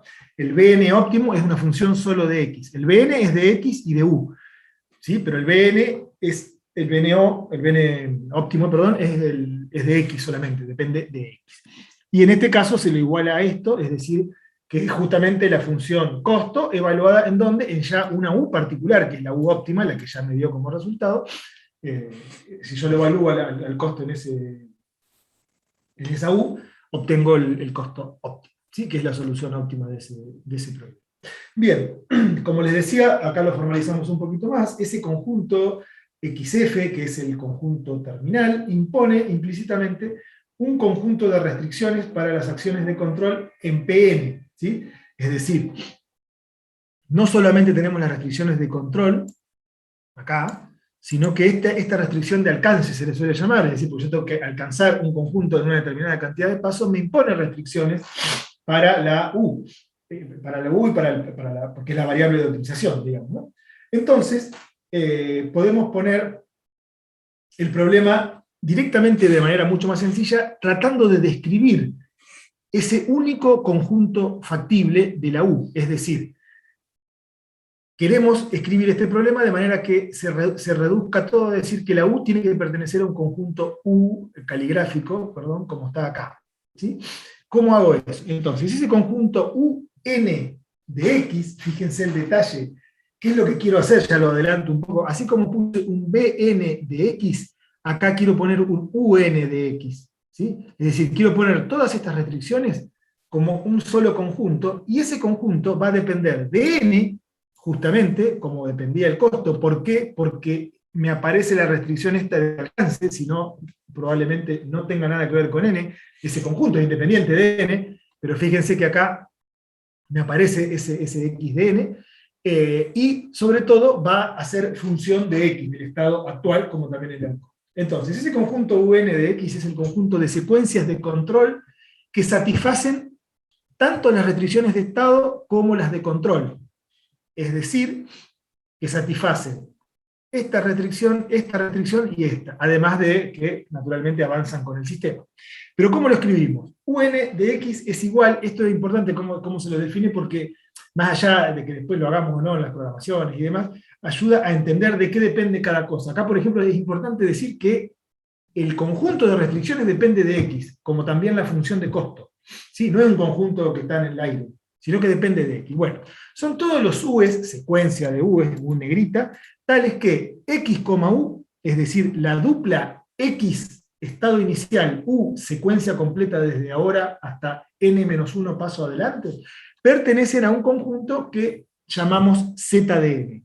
ZDN, ¿qué es? Es un conjunto que, naturalmente, como uno intuye de acá, vive en este espacio, es decir, en la composición del espacio de estado, RNX, con el espacio de las secuencias de control. Por eso acá no dice RNU, sino que dice Rn mayúscula por NU, porque son las secuencias de n elementos de U. Si va desde 0 hasta n-1, son n elementos. Entonces, ese ZDN está incluido en este espacio, repito, combinación de espacio de estado con espacio de secuencias de entrada.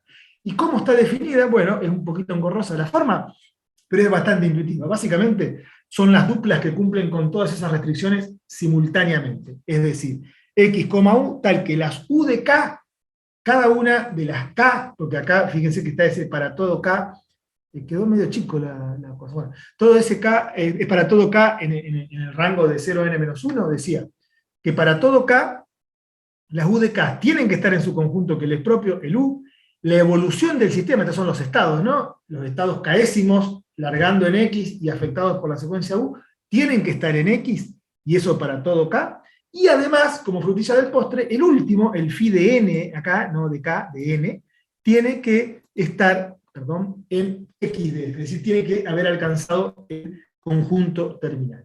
Esa es la forma media engorrosa. Fíjense que esto es bastante abstracto, porque estoy definiendo el U a partir de un Z, que también hay que definirlo, etc.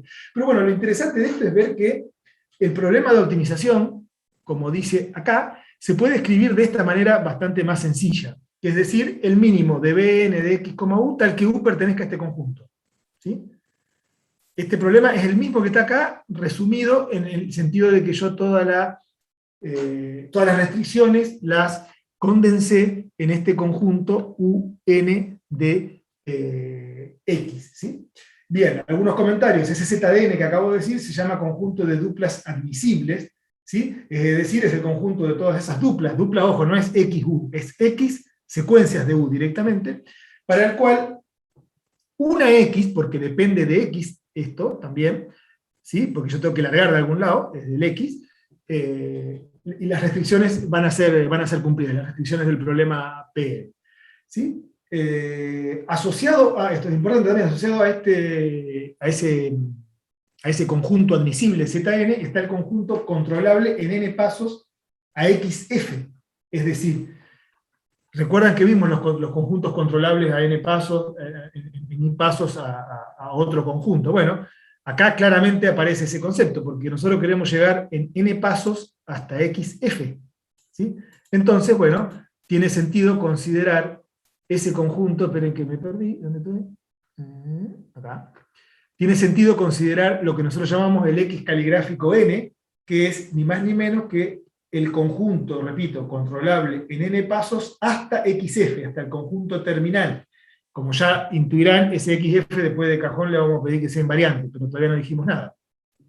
Y ese conjunto, además, representa, y este sí es el concepto importante que quería decir, el dominio de atracción del controlador óptimo o MPC derivado del problema en que estamos trabajando, en este problema. ¿Qué quiero decir? Si yo agarro un X, un estado inicial, que esté fuera del conjunto controlable en n pasos a xf, este problema me va a dar sistemáticamente infactible. ¿Sí? ¿Por qué? Porque va a querer caminar según el sistema, pero no va a poder alcanzar xf, porque no está dentro del conjunto controlable. Entonces, justamente el conjunto controlable a xf, en n pasos, es el que me define lo que se llama dominio de atracción. El dominio de atracción de un controlador es el dominio en el espacio de estado tal que el controlador puede ser aplicado. ¿Sí? Fuera de ahí no hay controlador. ¿Sí? Ese controlador no me va a hacer lo que tiene que hacer, es decir, no me va a llevar el estado donde yo quiero que vaya, en este caso al origen, etcétera, etcétera, va a fallar en hacerlo. Y fíjense que acá estaría fallando por esta restricción que yo se la estoy incluyendo, porque no es una cosa que aparezca directamente o intuitivamente desde el objetivo de control. No, esto es una restricción general que yo le estoy poniendo y que van a ver que es fundamental para establecer la estabilidad en el control predictivo. Pero, nada, repito, en caso de que les moleste ver eso, imagínense por el momento que XF es todo el espacio. Si XF es todo el espacio, el conjunto controlable a todo el espacio es todo el espacio, y no hay problemas de alcance y cosas. Pero está bueno tenerlo ya presente, porque después van a ver que es uno de los 3 ingredientes principales, junto con la función de costo terminal, son uno de los 3 ingredientes fundamentales para garantizar la estabilidad de MPC, como vamos a ver más adelante. Bien, entonces, bueno, y lo último decía que ese problema el problema de control óptimo se puede resumir de esa manera que está escrita acá, donde claramente esta UDN depende de X, ¿sí? Ese espacio donde van a vivir las U. ¿Por qué digo las U? Porque este problema está planteado en términos de las U. Mi variable de optimización es la U. ¿Sí? Ojo con esto, si uno ve, no sé si están haciendo o hicieron cursos de optimización y demás, etcétera, etcétera. La variable acá independiente es la U. Naturalmente, cuando uno programa esto, probablemente puedan aparecerle que las variables de optimización sean la U y la J. Pero como la U y la J están atadas justamente por el sistema, es más elegante o más formal decir que solamente dependen de U. ¿Sí? Pero bueno, nada, les aviso que por ahí van a haber problemas donde dice que la variable de optimización son todas las XJ, es decir, aparece un X negrito asociado acá, que es la secuencia de todas las X que van desde 0 hasta N, porque fíjense que las U van de 0 a N-1, pero las X, como tenemos un sistema causal, va de 0 a N. ¿Sí? Tenemos N más un elemento. Pero bueno, las variables realmente de decisión son las variables. Bien. Entonces ahora vamos a empezar a plantear condiciones generales de existencia para la solución de ese problema Pn de X, es decir, le vamos a poner un poquito de rigor matemático a esas cosas. Todo muy lindo el problema, pero queremos ver, de acuerdo a la teoría de optimización, de programación matemática incluso, no de programación dinámica, esa hay una diferencia, ¿no? Nosotros acá estamos encarando el problema de programación dinámica, se le llama programación dinámica, esa DP, Dynamic Programming, qué sé yo, viene del hecho de que tenemos un problema de optimización donde hay dinámica metida, ¿no? Bueno, es la contraposición, esto es en contraposición a lo que se llama programación matemática, donde la cosa es más estática, que es lo que se ve en cualquier curso de optimización, ya sea lineal, no lineal, lo que fuera. Bien, lo que vamos a ver ahora es, en base a la teoría básica de programación matemática, ver las condiciones bajo las cuales va a existir una solución a ese problema Pn de X, porque nos es bastante importante saberlo, digamos, cuándo va a haber y cuándo no va a haber. Bien, primera suposición que vamos a necesitar es la continuidad del sistema y del costo. ¿Qué quiero decir? la función es f, sistema, la función L, costo de etapa, y la función BF, costo terminal, por las dudas, repaso, la función F es el sistema, ¿sí? L es el costo de etapa, y BF es el costo terminal. Tienen que ser continuas, y además, y solo por el hecho de que estamos trabajando con el problema de regulación, estamos queriendo llevar el sistema al origen, tienen que valer 0 en 0, en los ceros que le corresponda, digamos, ¿no? Es decir, F, para estado 0, entrada 0, tiene que llevarme a un estado 0, o sea, tiene que ser un equilibrio. Esto es bastante importante, bastante fuerte. L de 0 en 0 tiene que ser 0, es decir, el costo de etapa cuando yo llegué a x igual a 0 y a u 0 tiene que ser 0, no me tiene que molestar más. Eso son cosas que parecen, no tiene importancia, pero son realmente fundamentales. Y también lo mismo para el costo de etapa, que depende solo del costo, perdón, el costo terminal, que depende solo del estado terminal. Si el estado terminal ya está en 0, chao, el costo tiene que ser 0. La función objetivo, el costo terminal tiene que ser 0. Bien, esa es la suposición para la continuidad respecto del sistema y las funciones costo. Otras suposiciones respecto a los conjuntos de las restricciones, es decir, ¿qué le vamos a pedir como mínimo para arrancar, para que tengamos garantía de existencia de la solución? Los conjuntos X y XF, conjuntos estoy hablando, es decir, las restricciones de estado y la restricción terminal, tienen que ser cerradas, ¿sí? Naturalmente el XF va a estar en el contenido en X, ¿sí? Cerradas solamente, no está pidiendo que sea acotada, pero sí cerrada. Puede ser todo el espacio, eso es lo que quiero decir. U tiene que ser compacto, es decir, tiene que ser cerrado y acotado, y aparte, como yo les dije muchas veces, tiene correlato con la realidad, nunca hay acciones de control infinitas en la realidad, o casi nunca que yo sepa. Y además, cada uno de estos conjuntos tiene que contener al origen en su interior, ¿sí? Lo cual también me parece una soncera, pero es bastante interesante porque aparte ya da la idea de que tiene que tener un interior el conjunto primero, ¿no? Que ya es importante. Pero bueno, nada, y así por arriba, conceptualmente, para que les vaya quedando, porque son muchos conceptos que yo les voy tirando y se van a perder, y qué sé yo, las condiciones para los conjuntos son X y XF cerrados, U compacto, y además todos tienen que contener el origen E en su interior. Y de nuevo, el origen, ¿por qué el origen? Porque recuerden que estamos trabajando con el problema de regulación, es decir, queremos guiar el sistema hacia el origen. Bien, entonces, ahora sí, la regulación habla de la existencia de una solución, ¿sí? Fíjense que vamos muy despacio, pero está bueno verlo así. No estamos diciendo cómo lo vamos a resolver, si hay forma de resolverlo, si vamos a utilizar un método u otro, no estamos diciendo nada. Solamente estamos diciendo que exista la solución para empezar a buscar. Supóngase que se cumplen entonces los supuestos 1 y 2 que acabo de mencionar.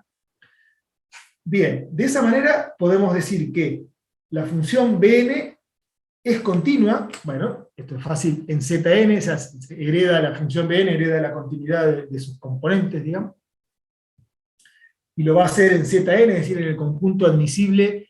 Fíjense que tiene que estar en Zn porque B, como función de optimización, costo, antes de ser optimizada, antes de ser minimizada, depende de qué, de X y de la secuencia de U, que justamente es donde está el espacio Z, ese de duplas admisibles. Bien, para cada X en Xn, les recuerdo, Xn es el conjunto controlable en n pasos a Xf, es decir, es el dominio de atracción de mi controlador. Fuera de ahí no hay nada, no hay vida, porque no hay problema, digamos, no puedo resolver el problema. Decía, para cada X dentro de ese dominio de atracción, el conjunto de restricciones de control UN de X es compacto. ¿Sí? Fíjense que ya me está dando, a partir de las suposiciones que yo hice, que son bastante generales, me está dando condiciones fuertes sobre lo que es el conjunto de restricciones. Es compacto, es decir, cerrado y acotado. Bueno, nada, esto ya lo dije. Este Xn es el conjunto controlable. Y ahora sí, para cada X en Xn, en X caligráfico n, es decir, en el dominio de atracción del controlador, va a existir, sí, una solución para ese problema que estamos planteando, ¿sí? La existencia de la solución, que tiene que ver con, bueno, lo que les decía, la teoría de optimización, el teorema de Weierstrass, que yo creo que era por ahí aparecía, bueno, aparece en un ejercicio que está en la guía que van a hacer luego, así que se la dejo en la parte práctica, después la vemos juntos, qué sé yo, pero era bastante, creo, me acuerdo, era bastante intuitiva si uno tiene más o menos idea de las condiciones de existencia de solución de una optimización. Bien, ahora vamos a pasar, queda poquito tiempo, pero bueno, vamos a hacer la introducción, aunque sea, a una de las dos formas que vamos a ver nosotros de solucionar el problema del control óptimo, que es la forma mediante la programación dinámica, ¿sí? Es decir, lo que vamos a hacer es, no voy a meterme en programación dinámica profunda, ojo, hay libros de control óptimo que hablan de todo esto, yo lo voy a contar muy cortito, sobre todo para dar pie a cuáles son las limitaciones de esto y a dar pie al control predictivo que soluciona esas limitaciones. Bien, entonces, decía, para introducir ese problema de una manera sencilla y conceptual, que es lo que nos interesa a nosotros, vamos a considerar el problema como si fuera el problema de un ruteo simple, que se llama así, que se muestra en la figura a continuación. ¿Qué es lo que quiero decir? No vamos a tener estados que puedan asumir un continuo de valores, ¿sí? Es decir, no solo que el tiempo va a estar discretizado, fíjense, imagínense que los estados son acá A, B, C, D, E, F y G. Los valores, perdón, que pueden asumir los estados están cuantizados, ¿sí? No son valores, no es un continuo, sino que puede asumir solo esos valores, y tenemos solo 3 tiempos posibles, o sea, 0, 1, 2 y 3, también discretos, ¿sí? El tiempo. Bien. Ese es el problema de ruteo, routing problem, no sé cómo se traducirá bien. Y entonces, para mantener esa relación con el control óptimo que queremos ver nosotros, porque la relación es bastante directa, pero lo que aclaro es que para que se simplifique y para que sea más didáctico, los estados solo pueden asumir esos valores. Entonces, cada nodo en el gráfico puede ser visto como un punto XT, lo que llama un evento, un estado en un tiempo determinado, ¿sí? Con la diferencia, repito, que X no asume un valor continuo, sino que puede ser solamente alguno de los valores, en un subconjunto S de X de T, donde ambos, el espacio de estados X, que está, como les dije, compuesto por A, B, C, etcétera, hasta G, y el conjunto de tiempos son discretos. El conjunto de acciones de control permitidas para esta U no debería ser la U caligráfica para no confundir, no sé por qué le puse U caligráfico, esta sería la otra U, la del espacio de estados, el conjunto de entradas. Decía, las U permitidas, en este problema simple de ruteo como está acá, van a ser 2. Ir para arriba, yo estoy en este evento, X, E, en el tiempo 1, yo lo único que puedo decidir es si voy para arriba o para abajo, nada más, ¿sí? O si estoy en el plano, para la derecha o para la izquierda, ¿sí? Entonces, se va a tener 2 acciones de control posibles, U y D, que vienen de up y down. El problema de control, lo que yo quiero, consiste, es bastante trivial, en hallar el camino de menor costo desde el evento D,0, es decir, estoy acá, D,0, estoy en el tiempo inicial, hasta alguno de los estados posibles en el tiempo T igual a 3. Y el costo asociado a cada movimiento está ya puesto aquí con estos numeritos, ¿sí? Es decir, yo estoy acá en el D0 y decido irme para arriba, voy a tener un costo 0. Si decido irme para abajo, voy a tener un costo 8. Pero acá, una vez que llegue acá, después, si decido ir para abajo, tengo 8, si decido ir para arriba, 16, etcétera, etcétera. Entonces, el problema del routing es ese. Yo salgo de acá y tengo que ver cómo llegar a cualquier estado, al que sea mejor, en 3 tiempos, siguiendo el camino más que me dé menor costo. ¿Qué es menor costo? Si yo sumo cada uno de los costos de etapa, esto es claramente un costo de etapa, estos numeritos que están acá, quiero saber cuál es el que me da menos costo. Naturalmente es un problema bastante sencillo, que lo puedo resolver de muchas maneras y bastante simple, pero lo que queremos acá es conceptualizar en qué consiste la programación dinámica y sobre todo el teorema de optimalidad de Bell, el principio de optimalidad de Bell, ¿sí?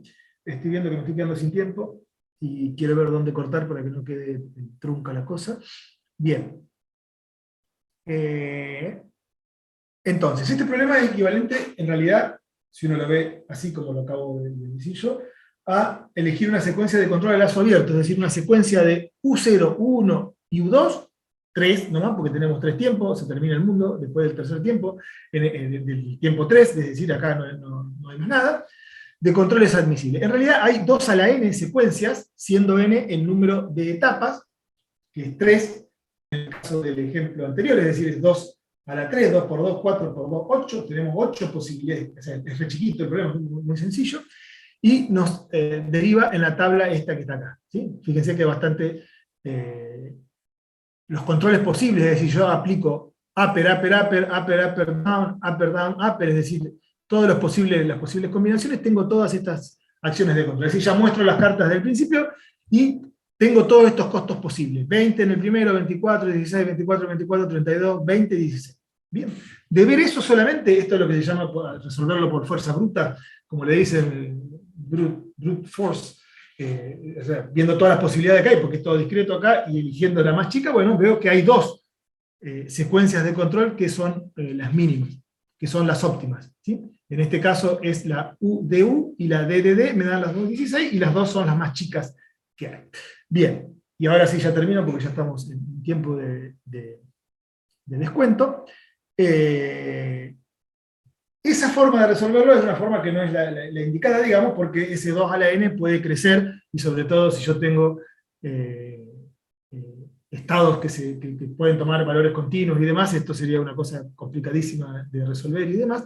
Entonces, justamente lo que va a hacer la programación dinámica es proponer una forma más sencilla de resolver esto, que consiste, en lugar de hacerlo por fuerza bruta, consiste en hacerlo resolviendo el problema de atrás para adelante, digamos, empezando desde el final hacia atrás, haciendo uso de lo que se conoce como el principio de optimalidad de Bellman, que lo enuncio rápidamente para terminar la clase de hoy, aunque no lo van a ver directo, después lo vamos a ver cómo realmente se utiliza. El principio de optimalidad de Bellman dice que las colas de trayectorias óptimas tienen que ser ellas en sí mismas óptimas, ¿sí? Así dicho en palabras, parece medio sonso, pero es importante, es fundamental ese teorema para este tipo de desarrollos. Lo que quiere decir, mal y pronto, es decir que si yo para ir desde Santa Fe a San Nicolás tengo que pasar por Rosario, y en Rosario tengo que tomar la autopista, la ruta óptima para ir desde Rosario a San Nicolás va a tener que ser la autopista esa, digamos, ¿no? Entonces, eso es el principio de optimalidad de Bellman, y basándose en ese principio, lo que se hace es empezar a resolver el principio de atrás para adelante, y lo que se hace es tener una muchísima cantidad de problemas a resolver, y sobre todo problemas para resolver simples, de una etapa por vez, ¿sí? Entonces, eso es lo que vamos a ver, que es lo que es mediante programación dinámica. Van a ver que vamos a ir empezando a resolver de atrás para adelante. Primero vamos a ver acá qué es lo que es mejor hacer acá, qué es lo que es mejor hacer acá, y después vamos a ir para atrás y vamos a ver que es una forma inteligente y que da resultados para resolver este tipo de problemas. Y después a eso lo vamos a aplicar a nuestro problema de control óptimo, ¿sí? Acá esta es la forma de resolverlo. Bueno, van a ver un montón de ecuaciones y qué sé yo. Esta es la forma de resolver el problema óptimo, del control óptimo, mediante programación dinámica, y bueno, y eso nos va a dar pie, en base a sus limitaciones, a los problemas que tiene esto, en tanto que para aplicarlo sobre todo, es muy elegante teóricamente, pero complicado en la parte práctica. Bueno, nos va a dar pie para proponer la formulación de MPC, ¿sí? Que tiene muchas virtudes similares a esta, y sobre todo la principal que tiene es que se puede aplicar de manera bastante flexible y demás. Pero bueno, en la charla se nos fue el tiempo, no sé si queda alguna duda. ¿Algún comentario que quieran hacer con esto? Va medio lento, a lo mejor no sé si ustedes lo han visto, esto, no lo han visto. Porque si lo han visto, a lo mejor les resulta tedioso. Y si no lo han visto, bueno, vamos de a poco, lo que les quiero decir, ¿no? Vamos para recorrer, que no quede ningún hueco. Sí, Valentín, quería hablar. Yo solo lo vi cuando cursé control en mi carrera, pero no, solo lo nombraron, digamos. ¿Solo lo nombraron? Sí, el predictivo sí. Ah, bien, pero a lo Nosotros mejor no tanto hacíamos con programación dinámica y esas cosas. No, hacíamos control por correlaciones, digamos. En química control de procesos se saca así. Claro. Bien. Bueno, sí, por eso acá va un poquito más pesada la cosa con el tema de los fundamentos teóricos, el control óptimo, que yo, acá, desde el perfil que le damos al curso. Después ya vamos a ir a pasar un poquito más a los diferentes aplicaciones y demás. Por ahora vamos de a poquito recorriendo toda la formalidad.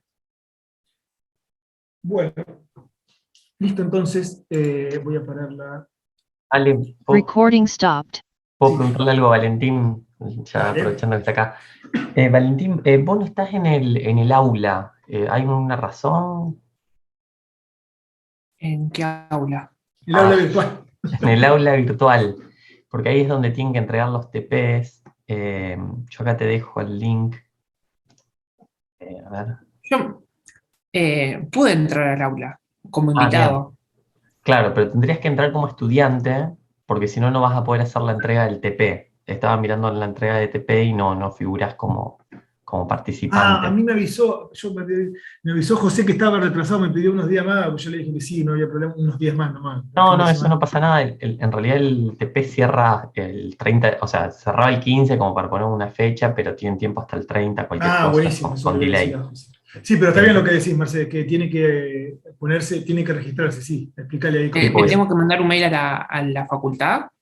¿O directamente me inscribo por el aula virtual? Hacete un usuario, ahí por las dudas te dejé el link del curso, hacete un usuario en esa página y cuando entres te va a pedir una contraseña que la pasó algún día Ale en algún mail.